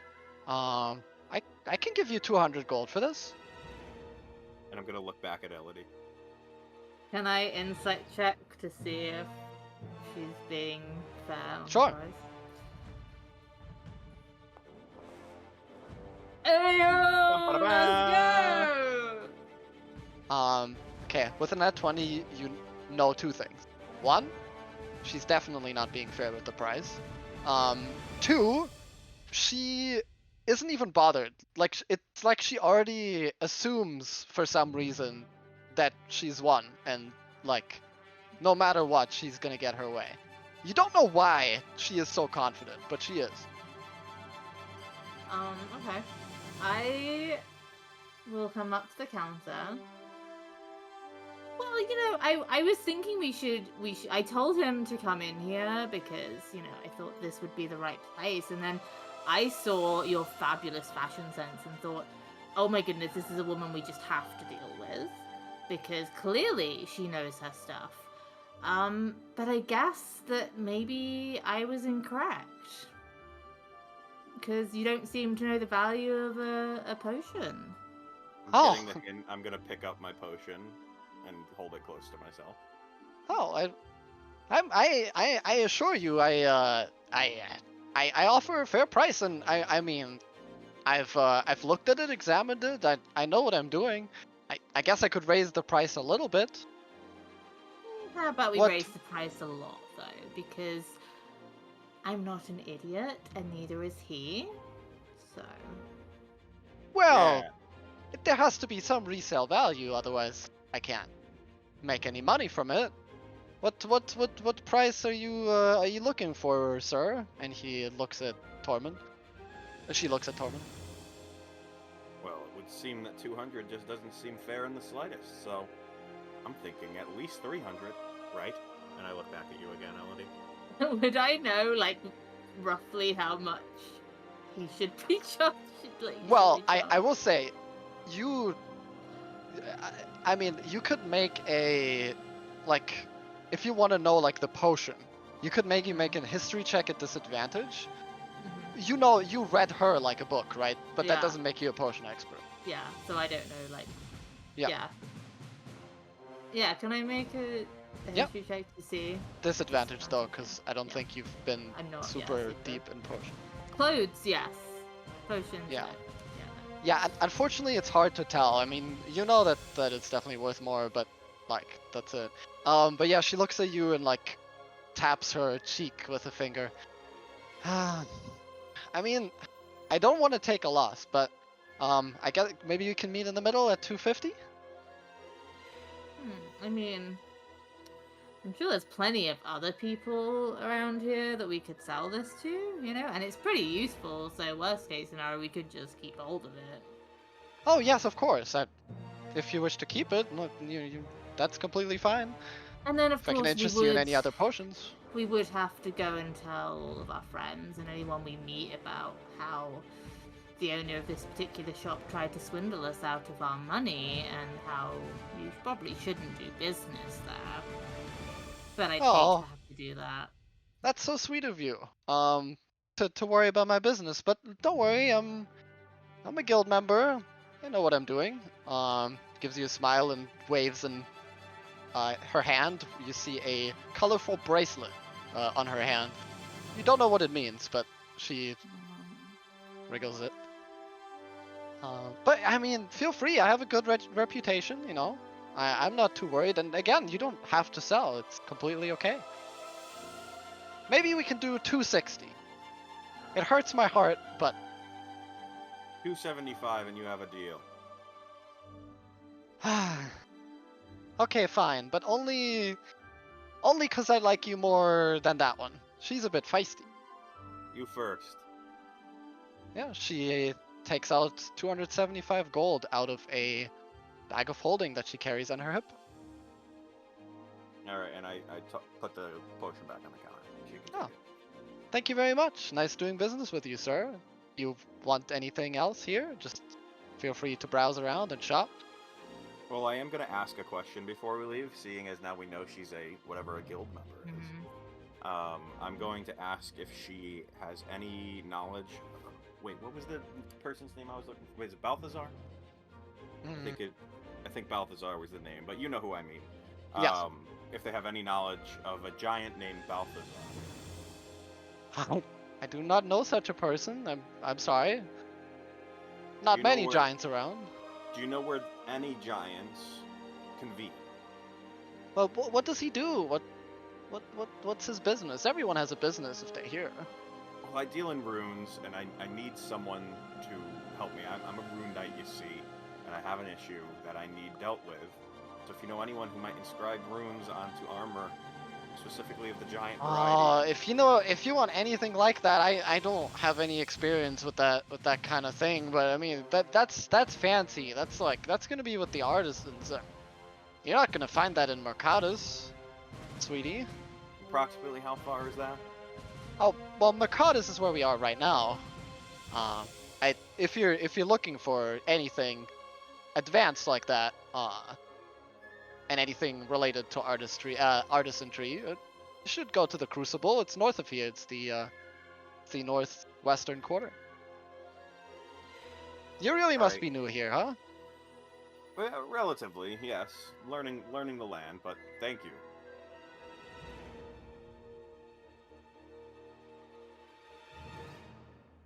And I'm done. I'm done looking. I don't know if anyone else needs to find something. How much for your health potions? Well, we have all kinds. The higher ones are restricted, of course, by the Bradwood clan, but, we got the regular ones and superior ones. Which one are you looking for? I'm sorry, who's restricting? Oh,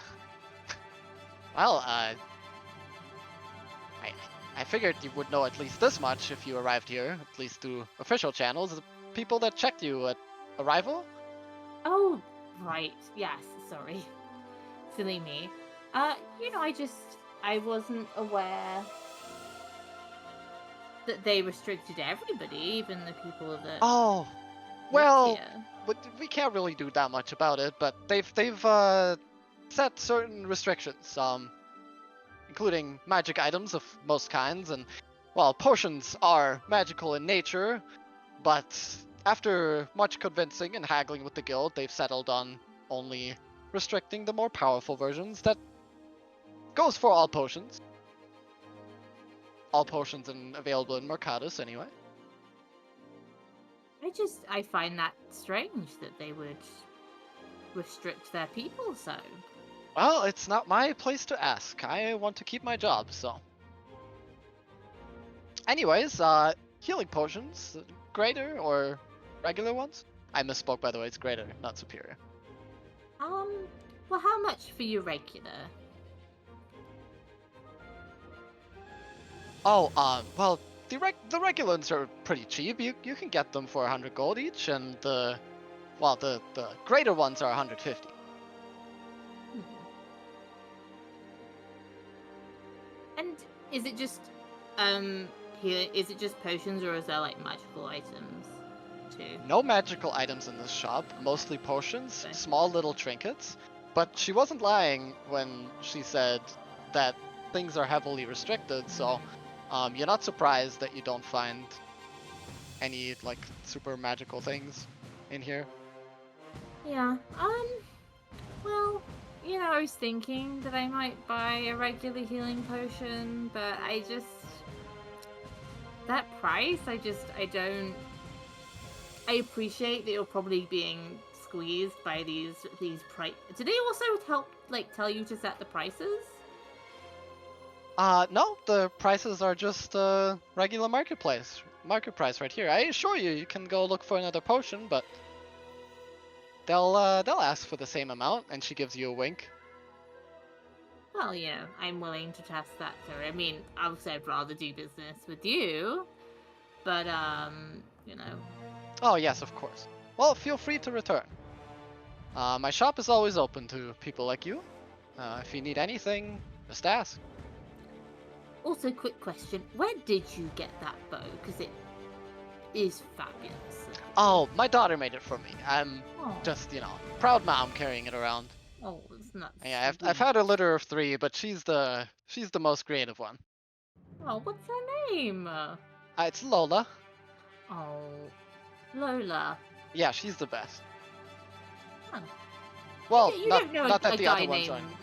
You don't know a guy named Kiba by any chance, do you? No, never heard that before. Okay.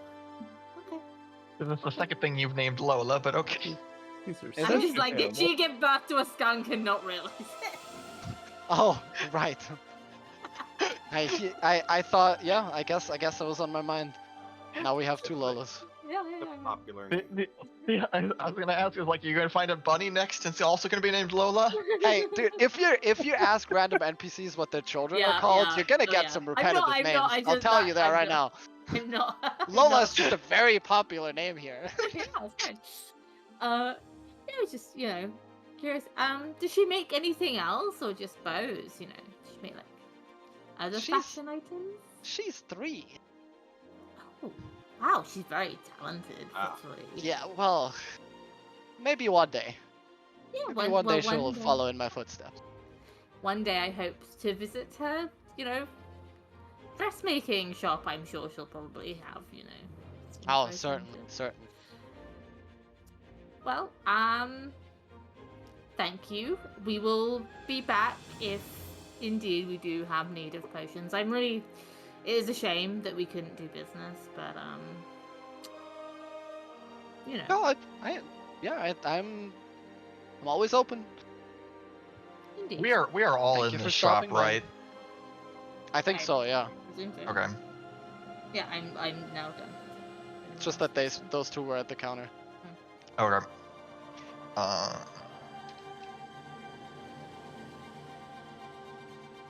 Do I have to do at carrot for whisper or just carrot? /W whisper. W Right. for whisper. /W space carrot and then space the message. Okay. Or just message me on Discord. I'm good with that too.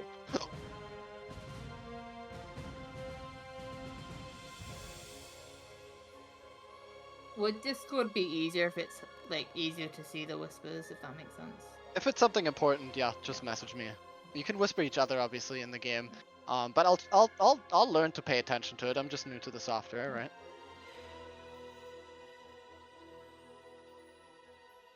With all the stuff that I have open Yeah, on the I just had to. Yeah, that's adjust why I'm some like, things. is it easier? Because Yeah, no, I'm good.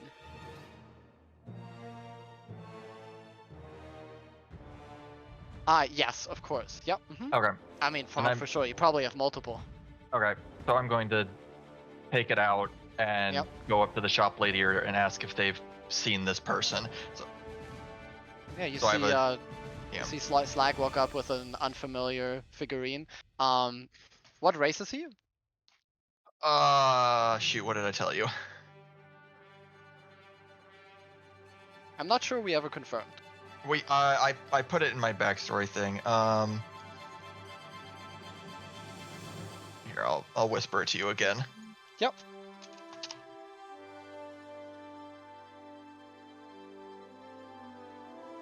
Ah, yes. Okay. So you see a smaller man. It's kind of hard to make out the features because he just shows it to the shopkeeper. But yeah, the the woman looks at it. No, I'm afraid not. You guys are looking for a lot of people. You know, it can be hard to find people in this place. I wish you the best of luck, though. Find your friend. Thank you. I appreciate it. Oh, you're welcome. You guys have been all a fantastic bunch of frazzler. I would love to see you in my shop again. What did you call me? Oh, I'm sorry. I forgot you guys were new. It's a local custom. Ah. Just a friendly greeting to customers, really. I will put the figurine I had back into my fanny pack. All right.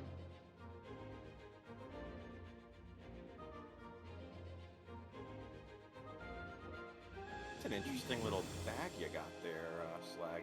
How did you fit that in there? How did I fit what and where? But you had a figurine and you put it in a bag. Everything Nearly fits big it. It's a magic bag. What do you expect? How magic? Magic? I don't understand your question. I'm suspicious of the bag, but I'm not going to ask any more questions. Maybe we shouldn't have this conversation. Whatever. Like, I don't can I look and see if the shopkeeper is like, Oh, yeah, what listening. do you mean, magic? Like, is she like, ooh, they have magic items? That's not no. allowed. She's just attentively listening. You're right there. I don't understand. I'm still on the how magic is a magic bag. It's a magic bag. I don't I think he it has a doesn't magic look- I'm bag. now ignoring you, Slag, Yeah. because I'm suspicious. It doesn't have a sign that says magic bag on it. No. He's not one of the magic bag people. It's fine. Yeah. Maybe one day we'll get you a magic bag, Tormound. You mean it? You can keep a kitten in there. Yeah, you know, when we get No, paid. Unless don't- Elodie scares it away again. You can't just keep guilt tripping me about that, okay? I'm just as upset as you are. That's not fair. I also don't believe that animals can breathe inside of magic bags. It depends if they have air in them. Oh, do they not have air in them? I don't know. Yeah, bags of holding are The- a separate dimension. You can survive in one, but only briefly. Okay, I don't know. I've seen people rule it differently. Amazing. Yeah. Watch as I dive into. Nope, not going to complete that sentence. No, don't. Nope, nope. You dive into my fanny pack? Is that what you were gonna say?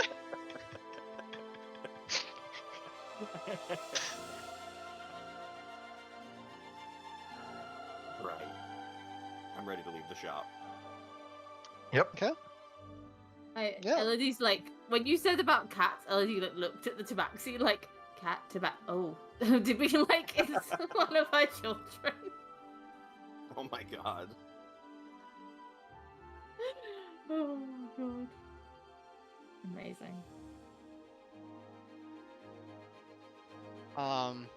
Yeah, so you guys step outside and back into the chaos of the market. This time you like start looking around to see if you can see anything. You know, Aimar, you're keeping your eyes peeled, and Slag and Marcella looking like for supplies and stuff. But what you do see as you're kind of finally going out into the plaza and running past walking past some of the screaming shopkeepers, all trying to drown each other out with their voices to advertise their wares even better. You notice a like very small man who turns out to be like a halfling of some sort that's standing on two boxes, two wooden boxes behind his shop, just so he could get a better kind of view. And you also notice it's suspiciously just a little bit taller than his neighboring colleagues who are also trying to sell stuff. And he screams, trinkets and things, adventuring supplies, anything you need. Going out, venturing the plains. You need a rope. You need a knife. You need some snacks. I got it all. I believe that is my cue to discuss that we need those supplies. Assuming we need to go underground of some sort. Man, he sees you guys approach, jumps a little bit on his wooden box, all excited that he finally has customers. Oh, customers! What you looking for? I got everything. You guys going on an adventure? We need some things for underground. Spelunking the caves. I see. You want something unique? I got these helmets. They got lights on them. Better than carrying around the torch.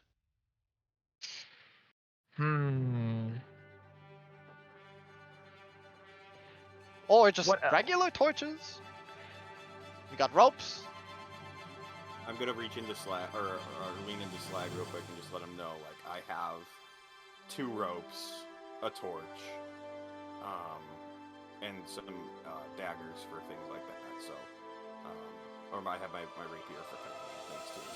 So, silk rope, hempen rope, and a torch currently is what I have for like exploring. Will we need any more though? I mean, I have rope. I don't know quite how this got in here, but I do have rope. I think probably someone snuck it in when I wasn't looking, because I definitely would not have packed this rope, you know. That's funny. Liberty totally made sure that Elodie had rope and attack her. For sure, yes. Yeah. We might need some Marcella also extra. has 3 torches on her. How much are the helmets? Oh, sorry. Yeah, how much are the helmets? Oh, so much more useful than a torch, you know, you don't have to hold it, you just put it on your head, and you got light. Pa-boom!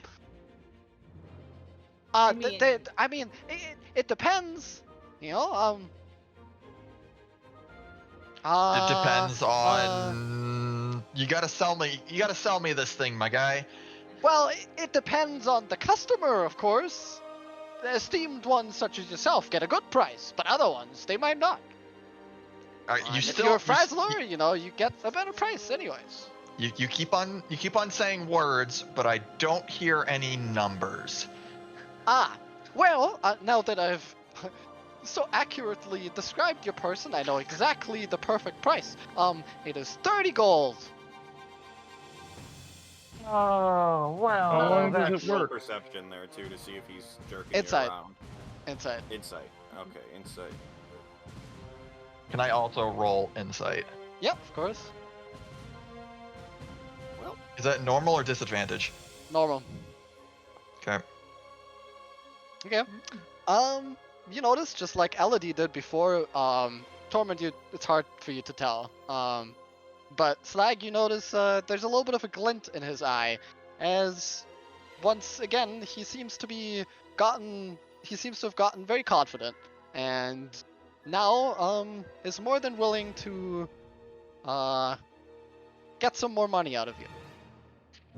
I see. 30 seems to be a lot, but as we already stated, we probably don't need that much, or don't need it, as we've already got some torches, it seems. Oh. So we might not even need it. So I don't know. It's just so annoying to hold it in one hand and the mean- torches go away. This one lasts for weeks. You turn it off and it lasts even longer. Can I reach up and touch Slag's head and cast light on his head? Sure. So yeah, you just now have a glowing ball of light. Ha! I see Wait. you've got your own invention.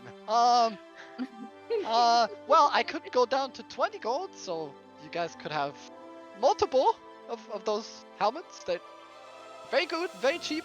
20 Well, gold. as my friend here has just shown, that we might not even need it. What other supplies do you have?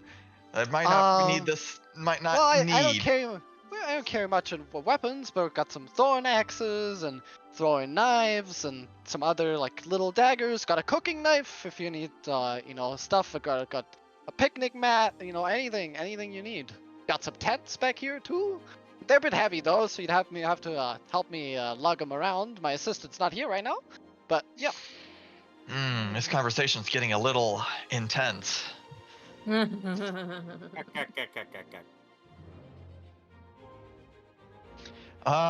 don't know. It doesn't seem like we need any of these things. You guys think we need anything? Let's turn and look at the rest of the group.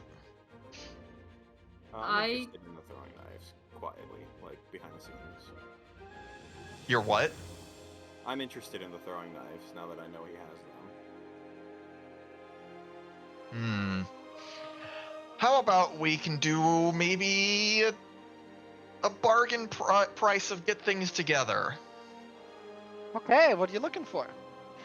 Maybe that nice hat with the light on it. That might be useful, along with some throwing knives. Yeah. Mm-hmm. Perhaps we can come to a deal for everything together. So 20 gold for the 20 gold because of the lower price for the hat, and then 10 gold for the knives. 30 gold. How many knives is it? Five knives for 30 gold. For 10 gold. It's 2 gold a knife. Yeah. Mm-hmm. I'll give, for my part of it, I'll give 10 gold right through you, Slag. Fine by me. All right. I think we can do that type of deal. Okay. Just 20 more gold for the helmet. All right, I will give the 20 gold then. Okay, remove 20 gold. Yep. And you can put it into your inventory if you want a torch helmet. I can put it in it for you after the session if you want me to. Yeah, but it's basically a magical light. He said it lasts for weeks, but you don't you don't really know. You can obviously investigate it later, but it has a little button on the side. Like a miner's hat. You can turn off and on. Yeah. All right. Don't think we need anything else here, but I'm also going to take out the figurine and show it to them and ask if he's seen this person. He also hasn't seen him. Okay. I'm assuming I'll get the same answer if I ask about giants. Yes. He gets a little bit offended. He doesn't like things taller than him, and giants are a little too much.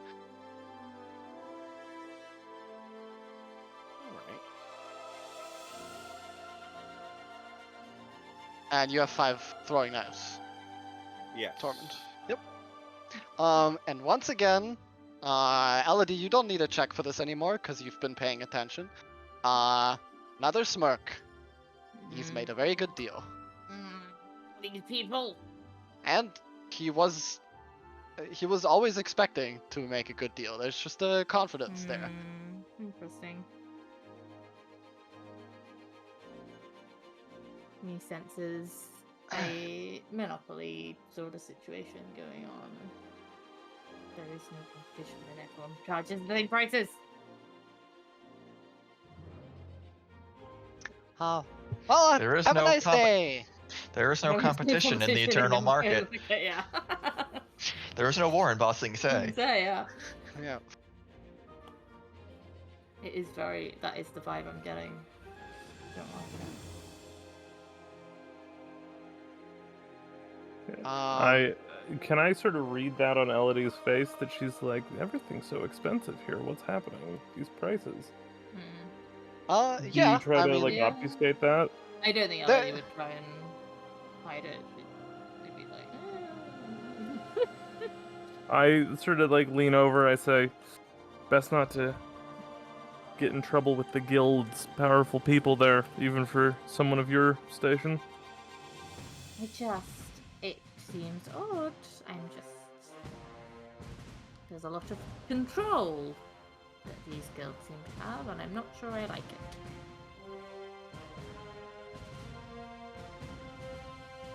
Everything's a tax and a license.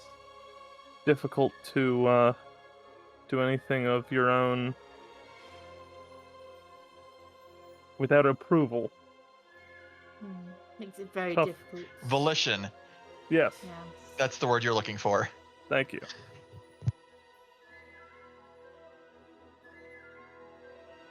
And you can't do anything about it if they hold all the powerful magical items, huh? Interesting.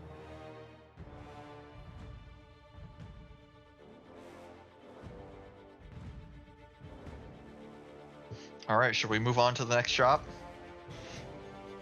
Sure. Let's Right. do it. Yeah, you guys walk through the market for another 30 minutes. It's starting to get closer to, where you're gonna have to start heading somewhere else.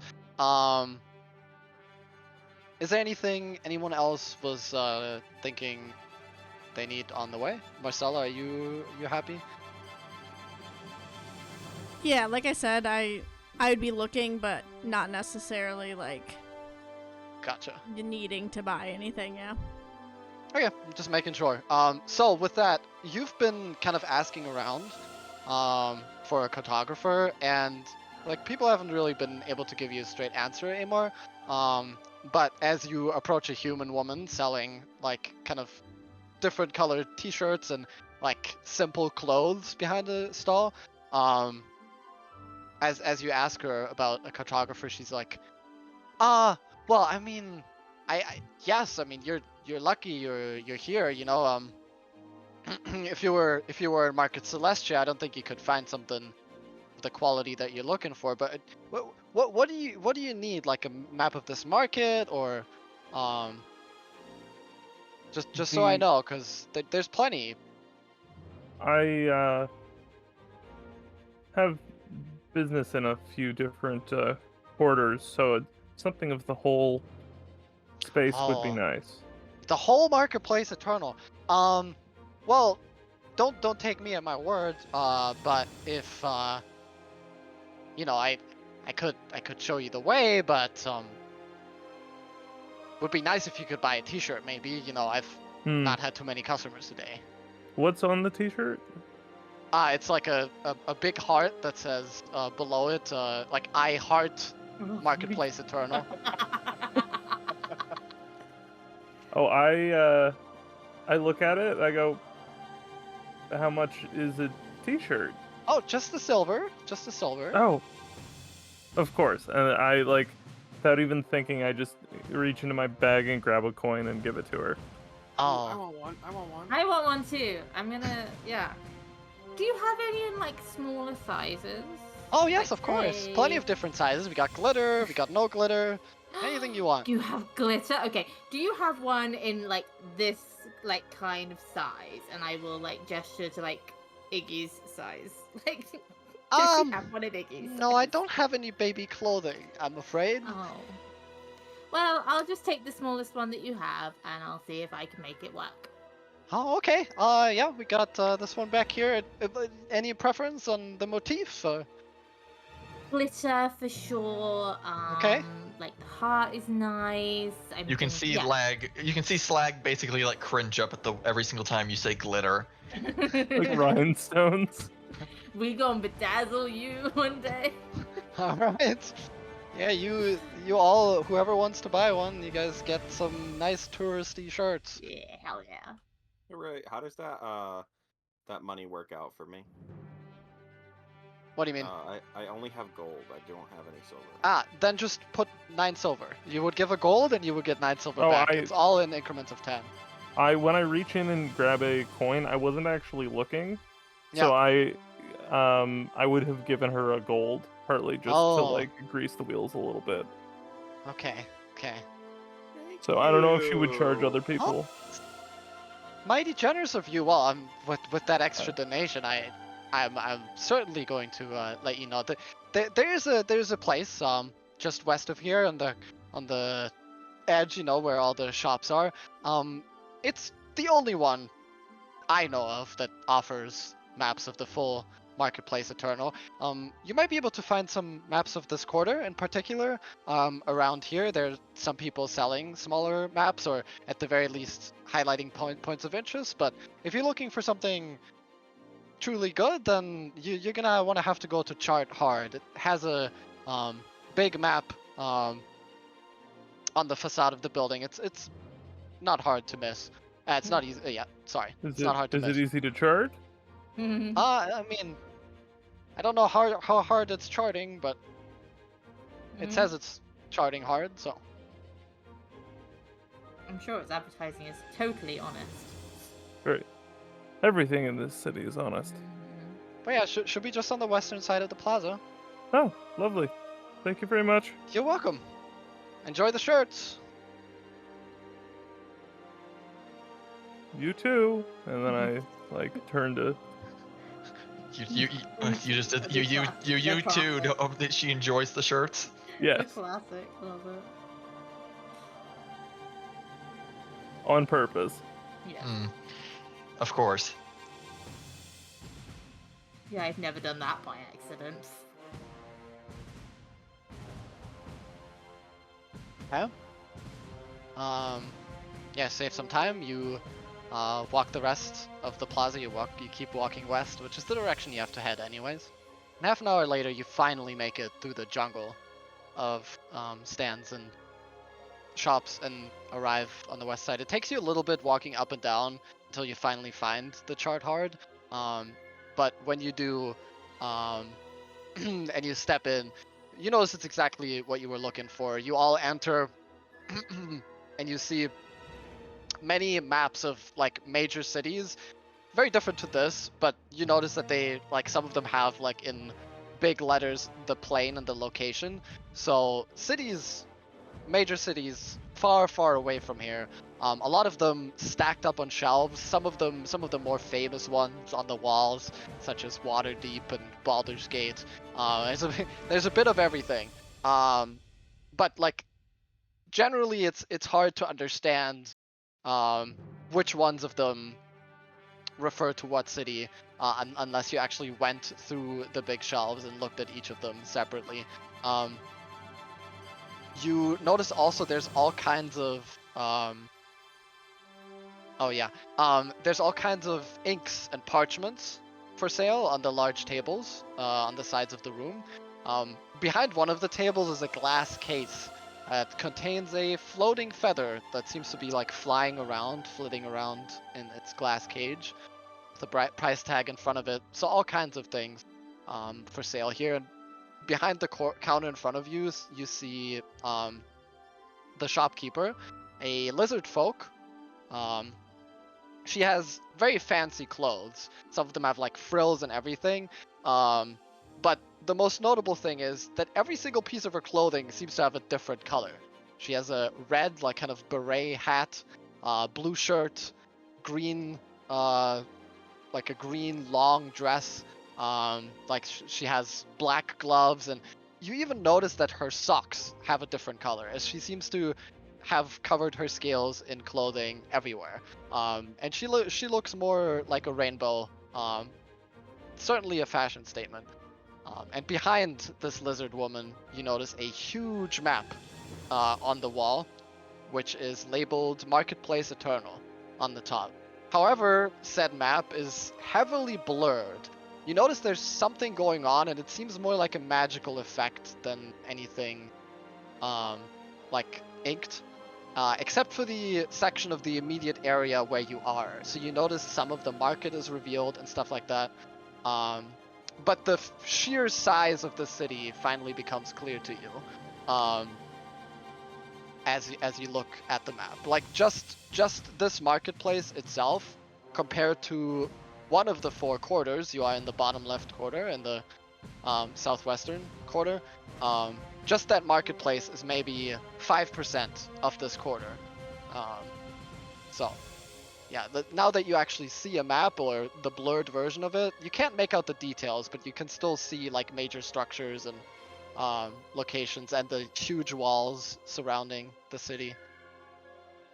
Yeah, and the other thing you notice is that the center of the map, there's a large square that is completely blacked out. It's not, it doesn't seem to be blurred, it's just blacked out. But yeah, sorry, all these descriptions, Yeah.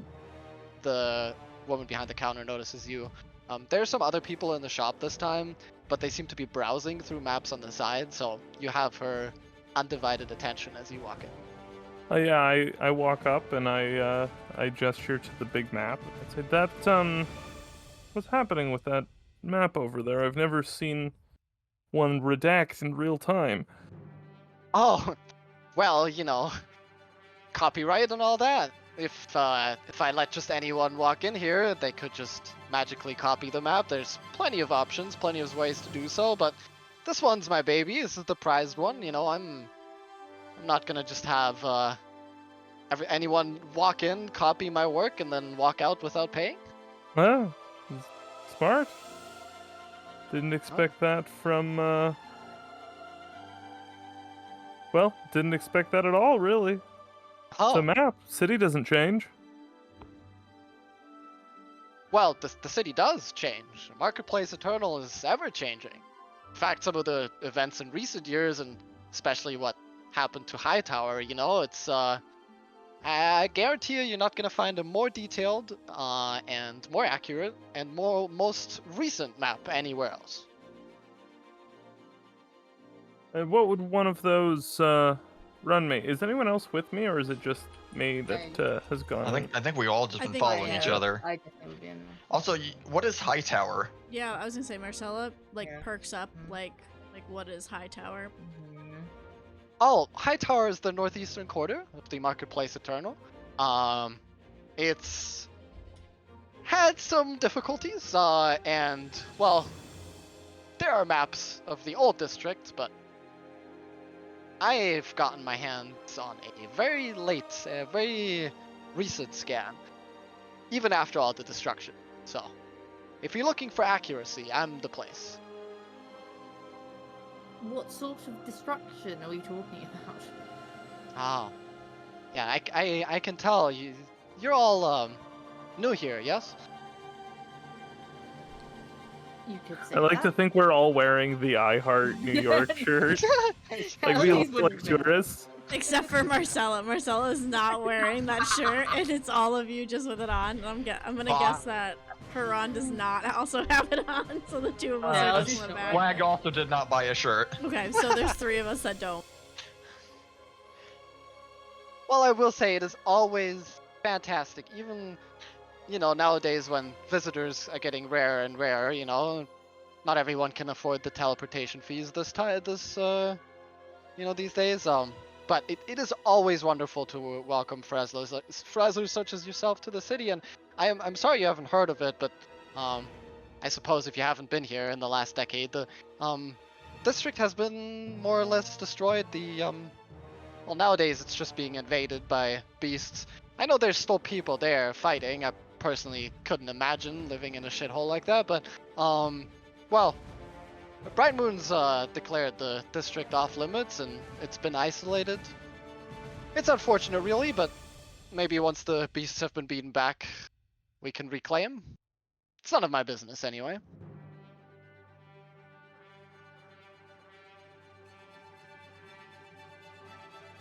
And I'm curious, your map, I mean, I know that it's your pride and joy, but it seems to be defective. You seem to have a blank space in the middle there.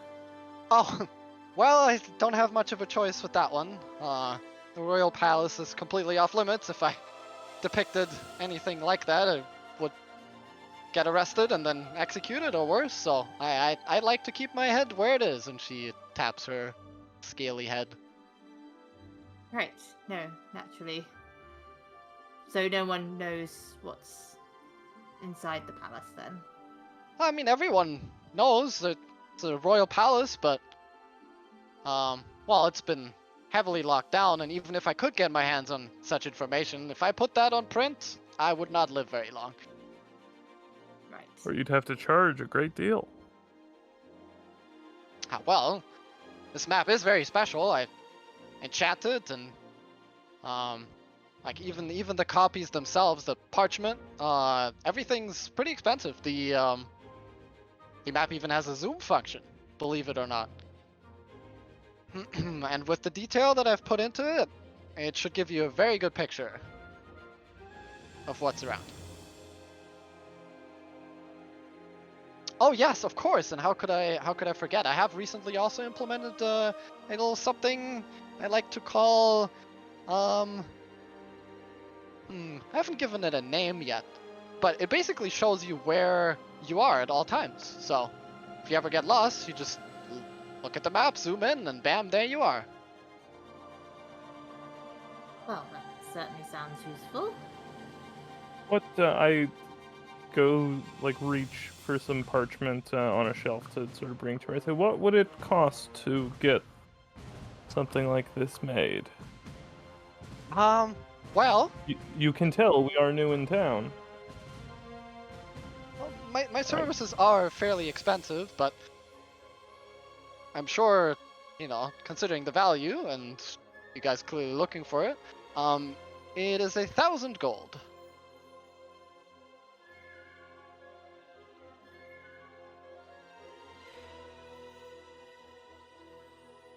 That's a lot. Best quality costs money.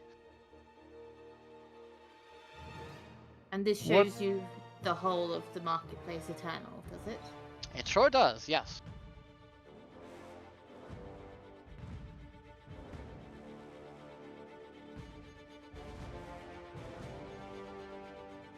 Well, that's a little bit too much for me, so I'm just gonna start backing away.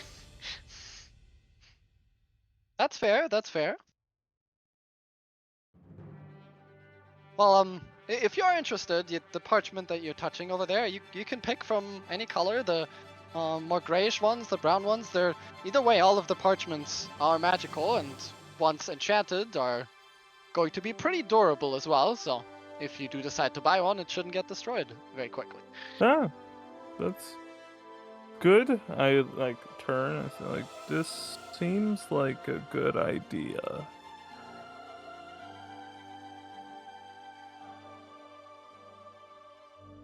Elodie hasn't taken her eyes off it. She's just staring at the map, like fiddling with her bag. And Slag is completely zoned out because that's a lot more gold than he ever will have, probably. You had it temporarily, and then you had to burn it all Yes. immediately.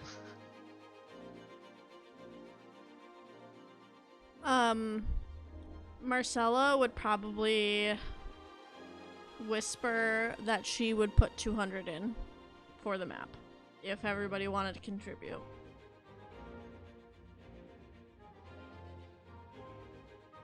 Well, just remember, and she points up, you guys notice a sign that you haven't seen before. Says, copies 80% in advance. Just remember, if you're looking to buy maps here, especially, I only serve copies. They will be made within 24 hours, and any copy will be completely accurate and true to the original. Again, I have magical contracts directly issued through the guild, so you don't have to worry about your money going to waste, but due to the material cost, I need 80% of the agreed upon price ahead of time.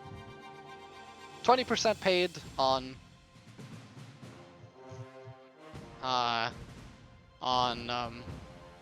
what's the word? On Delivery? collection. On delivery, yes.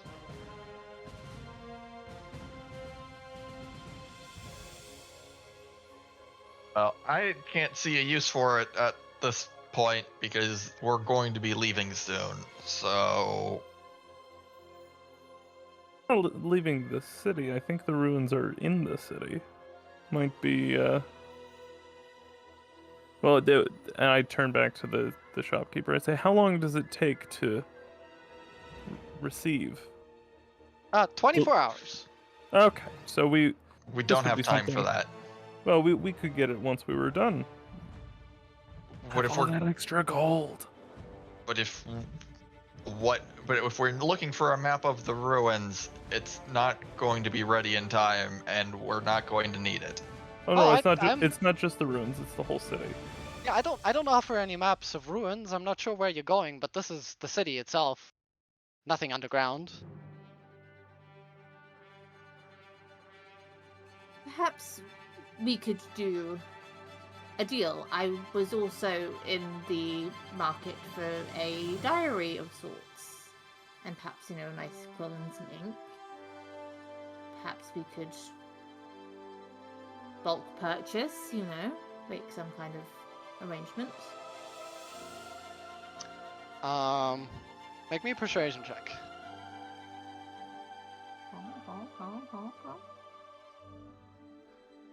Dice don't fail me now. Okay.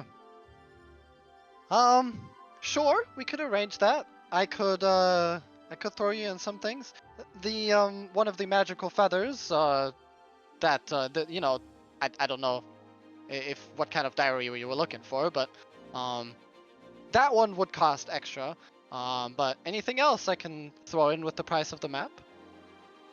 What's so special about that particular feather? Well, it writes what you tell it to, so you don't have to write it yourself. It's pretty handy. You just have to make sure, because whatever you say in that moment is going to get written down, so better think about what you say out loud after you activate it. Otherwise, fat customers complain about having random swear words in their books. I think I'll stick to old school. Yeah, we got some magical ink. It doesn't fade when watered, and regular diaries, parchments. We got fire-resistant, anti-flammable parchment as well. I can throw in a diary of non-flammable parchment and a bottle of magical ink if you wish. Okay, well, that would be lovely. Okay, then which one of you is paying? Elodie's gonna fiddle about in her bag, and she's gonna take out a diamond, and she's gonna take out... I'm afraid I only accept gold. Oh, I is I am platinum not- all right? I am no jeweler. Platinum's fine. Gold, platinum, Yeah, as long as it has the right value. Yeah, I when she says that, I reach into my bag and pull out a smaller purse and drop that on the table. I believe that should suffice.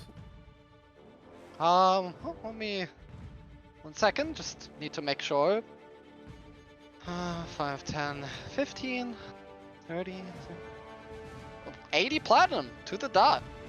Okay, well, that's 80%. That, yeah, I'm you're very generous. If you just make sure when you come back, there's 200 gold more, otherwise the map will be held until you can acquire the resources. Yeah, I tap the paper. I say, very good, and then I will roll sleight of hand. Yep. To just you. Alright. I'm trying to be subtle from the rest of the party. Who's close to Aimar? Who's closest? I presume I would be, because I'm bargaining with her too, so... And I am just out there, because that's just way too much money. That was way too much money for me to even consider. So That makes sense. Okay, I've Elodie currently been roll. just standing there watching, mouth agape at the amount of money being thrown around right now. Yep. But yeah, Elodie, roll me a perception check.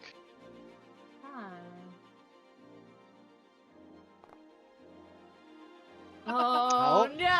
oh no! There it is. Yeah, you don't notice anything in particular. But it's a With that. one. What does Yeah. she notice? Is anyone I'm else just nearby? too confused by the fact that a man in raggedy robes seemingly has this much wealth. I am. Yeah, no like- one notices. No one notices your action, Aimar, but everyone very much sees the transaction, and yeah, the shopkeeper smiles at you, and Well, knew I shouldn't have just assumed appearances. But yeah, thank you very much for your patronage. And Elodie, you don't need a perception check for this again. And Tormound and anyone else that before has noticed merchants acting strange.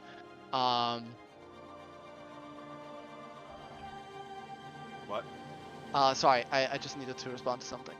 Or look at something. I was but telling yeah, him so, what I was doing. Yeah, everyone that was everyone that was watching merchants before acting strange. Again, the lizard woman, as the transaction happens and finalizes, she's also pulled out a magical contract and signed it herself, giving each of you guys a copy just in case, which you can also use as a sort of receipt to cash in what you do, and to make sure that she can't go back on her word to actually accept the labor and go through with it. But yeah, you all notice that at the end, again, she smirks and is very happy and seems to have made an excellent deal. None of these merchants have ever looked, disappointed or annoyed at any point. She's gained confidence at the very beginning of that conversation and then has just kept that confidence the whole way through and is very happy with her deal. Can I tell if she has that same like wristband thing on that you were talking about in the last store? Yes, you don't need a perception check. She does. Can I ask her if I can like see it? But I'm gonna say like, oh my gosh, I love your wristband. Can I try it on? Oh, I'm afraid that's guild property. It just identifies me as a member of the guilds, or the guild. I got confused by Al, but yeah, the guild.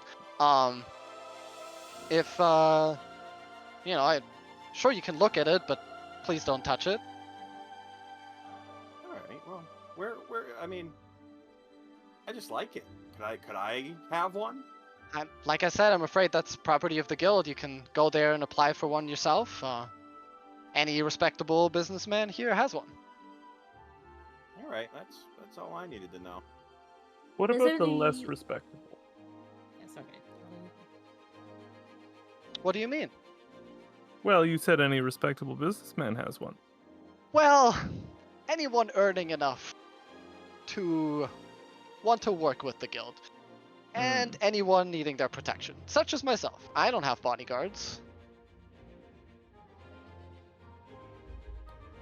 You mess with one of us, you mess with the whole guild after all. There's just the one guild? Yeah, it's just called the guild. So there's not like individual guilds for the different... Oh, there's plenty of organizations and smaller things, but in Mercatus, if you're a respectable businessman, you're gonna be part of the guild. And who does the guild answer to? I'm not sure. They've been around way longer than I've been alive. I just And know how that they got old the are you? authority.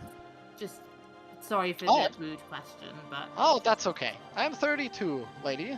Well, how old are you? Oh, just in my 20s, nothing. Oh, Not quite as wise and experienced as you. I see. Well, you'll get there. I hope so, one day.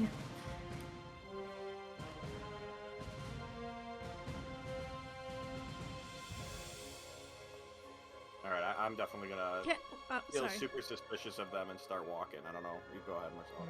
I was gonna say Marcella would insight check the protection part of that conversation. Like, why would they need protection? She would want to see if she was lying about that. Okay. Go ahead.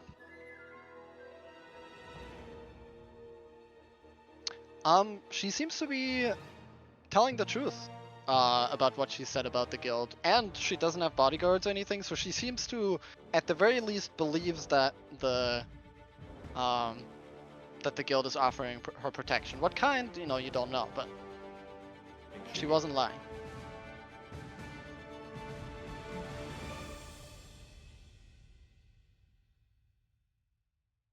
Yeah, as you guys are walking out once more, you see her saying goodbye and wishing you all well. I'm going to assume I there's hope you no more information for my figurine Okay. Nope, nothing. No one's ever. No. All right. You're looking for a needle in a haystack. Yep. Figured I'd Yep. try though. Mm-hmm. Yeah, she says, well, I'll see y'all tomorrow. Make sure to pick it up. Yeah. If any of you wonderful frazzlers needs anything else, just make sure to remember my business.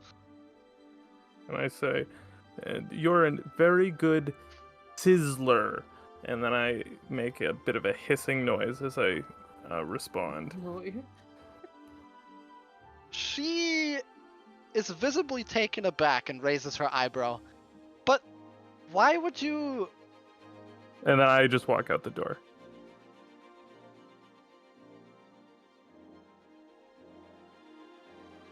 You guys all step outside. Yep. Yes.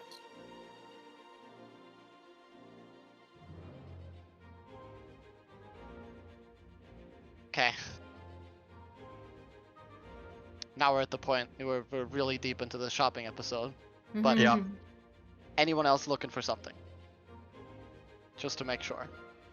No? Negative. Okay. And I'll talk to Nesna, if he's looking for something, we can retcon that. But yeah, it's already been an exhausting day walking around and shopping so much. So it's about time you get on your way. Thankfully, you've already made at least half the distance to where your marbles are leading you to. And once you pass the western shop fronts, you once again go into a jungle of smaller shops, restaurants, and lots of residential housing, most likely belonging to the local merchants. And you finally arrive on the western side of the city, and you see, now for the first time up close, the giant walls, like at least 100, 200 feet tall. Super thick stone walls, stretching into the horizon, like north and south. Like far in the distance to the south, you can see, like you can barely see the visual of another wall, the southern wall. And the northern wall is a bit closer, but it seems to be smaller. And from context clues, probably separating the districts. So north of you guys, the Crucible, and yeah, as you guys are now at the wall, you follow along just a little bit to the north as you've missed your mark a little bit. The road here is huge compared to all the side roads that you've been taking. And there are several carts. Some of them actually, like they have animals in front of them pulling it. Some of them seem to just be moving on their own, magically powered through some kind of through some kind of magic. But yeah, you finally, close before the 5 hours are over. You guys arrive a little bit early at the sewer entrance. It's a pretty nondescript entrance into the walls. It goes straight down. There is a long set of staircase that you can see. There's also a small gate, but it is open. And in front of the gate, you see Riven, who is leaning against the wall with his walking stick supporting him.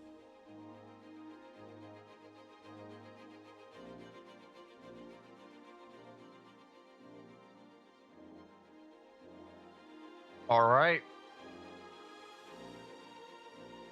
I think we've gotten what we needed and are ready for what you need for us to do, hopefully. Oh, good. You're all you're all ready. I'm certain Huron will do fine, but I should tell you some things, as I don't plan on following you down there. Just walk with me. We'll have to go into the sewers for a brief moment, but I promise you won't have to deal with the smell for too long. The smell never bothered me anyway. Why is it? No, I don't, guys. I promise, Lady Elodie, I'm certain we won't be there for too long. We plan on going deeper, after all.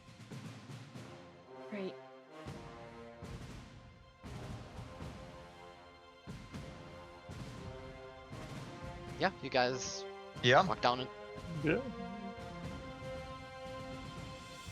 You guys walk down, follow him into the sewers. It takes you a couple of turns. This is, like you imagined earlier, a very official sewer entrance. So it is clean, that there isn't actually any water in the things in between. It seems to be an older part of the sewers. But there are several kind of side entrances and smaller grates that lead south, like some ladders that are leading southeast and west of you in all directions. Presumably going into the lower parts of the sewers. But you keep following alongside what you presume the wall above you, as you're just underneath the western wall at the moment. And you finally arrive at a crossroads, but you notice this crossroads, the side of the wall seems like it's just been blown up. There's just rubble and stones everywhere, some of them like spilling out into the open. And in front of the large entrance and the excavated area behind, you see two soldiers. They have long swords at their hip, and both of them have a large, kind of metallic, glowing golden circle that is forged on the chest plates on their full metal armor. And they both come to attention as you guys arrive. You immediately notice they seem to recognize Riven in some way, as they both cross their arms on their chest, or one of their arms on their chest, with two fingers pointing upwards towards their neck. And as they kind of smack their chests and give a slight bow, one of the men standing guard there says, "We've we've kept the place clean, like you asked. No one's come through in a day or two. Everything's ready. Place has been excavated. The door has not changed. Do you need anything else, or is our job here complete?" Riven kind of waves his hand. At ease. It's fine. My dear employees are here, and hopefully you won't have to stand guard here much longer. And he turns to all of you. Here is what I'm gonna be paying you for. I don't know much about these ruins, but I am certain that the artifact I look for is within. As I've told you before, it is a stone tablet about this size, and he, like kind of gestures around the side. It's like 2 foot tall, 1 foot wide, maybe. You'll see it when you get there. It's heavily runed, an ancient language. I've been hoping to translate it, and well, it's just another piece to the puzzle, you know? So if you can, please bring it to me intact. I don't know if it's, been down there forever, if it is brittle or anything. Try to handle it with care. And just be beware, because, the people that built this place aren't too happy about interlopers, and I have no idea what you guys can accept down there. I expect down there. Even there might be monsters, all kinds of things that roam beneath the city, so just be careful when you go down, and you're gonna need this. And since you're up front, Slag, or you were following him, Yep. He's gonna hand you a metal rose. It looks like, it looks like a stamp of a rose, but made out of metal. It's pure silver, Okay. and it kind of glistens as you're holding it. It feels very cold to the touch. You'll need this to open the door. It took me a long while to have something forged to give us entry, but yeah, anything behind that door, I don't know what to expect. Just be careful. And yeah, hopefully you'll be back by this evening, and you guys are gonna go home rich, and I'm gonna go home happy.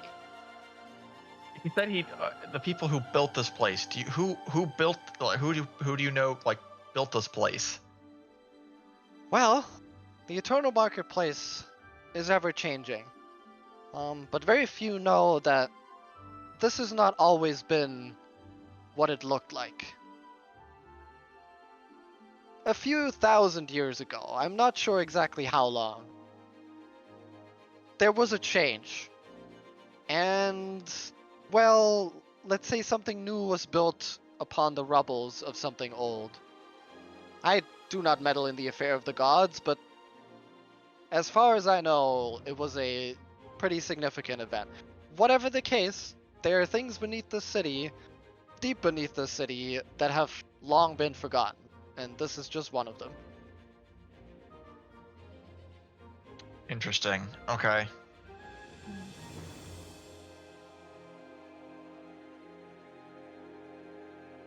That's the same time period as when the other god was killed.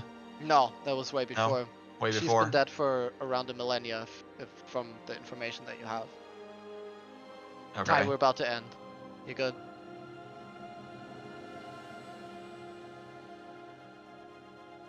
Interesting. Yeah, Okay. And you said they're guarding a door? Yes, just beyond. It took us a while to excavate this tunnel, but at the end of it you will find a door. It should lead you deeper. Oh, okay. So we can't see the door already. No, it's just back there. Do you anticipate any sort of wards or magical I'm not barriers? certain.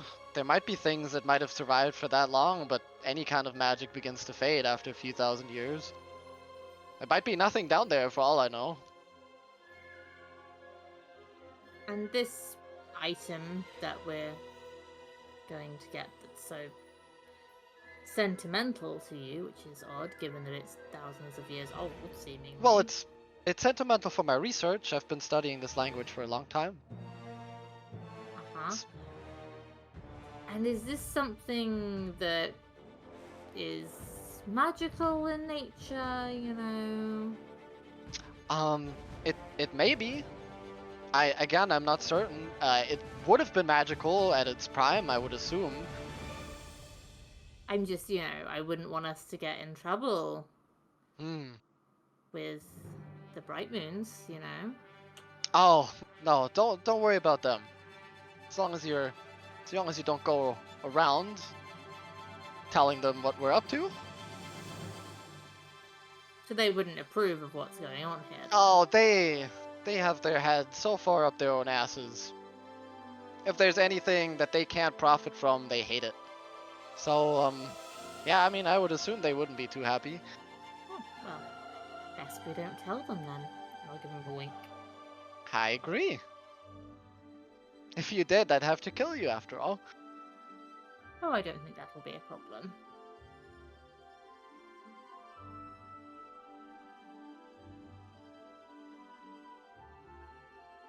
All I right. certainly hope so.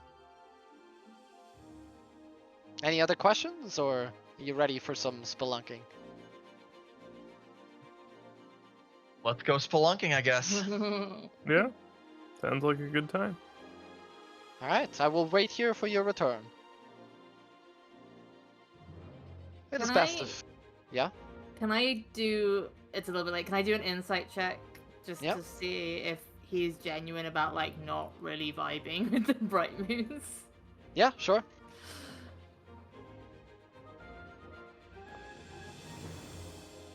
Oh yeah, that whole speech about their heads up their asses, he was very genuine.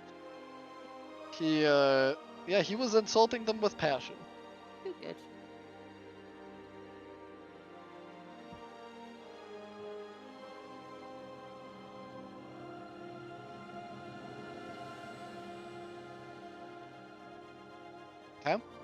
All right.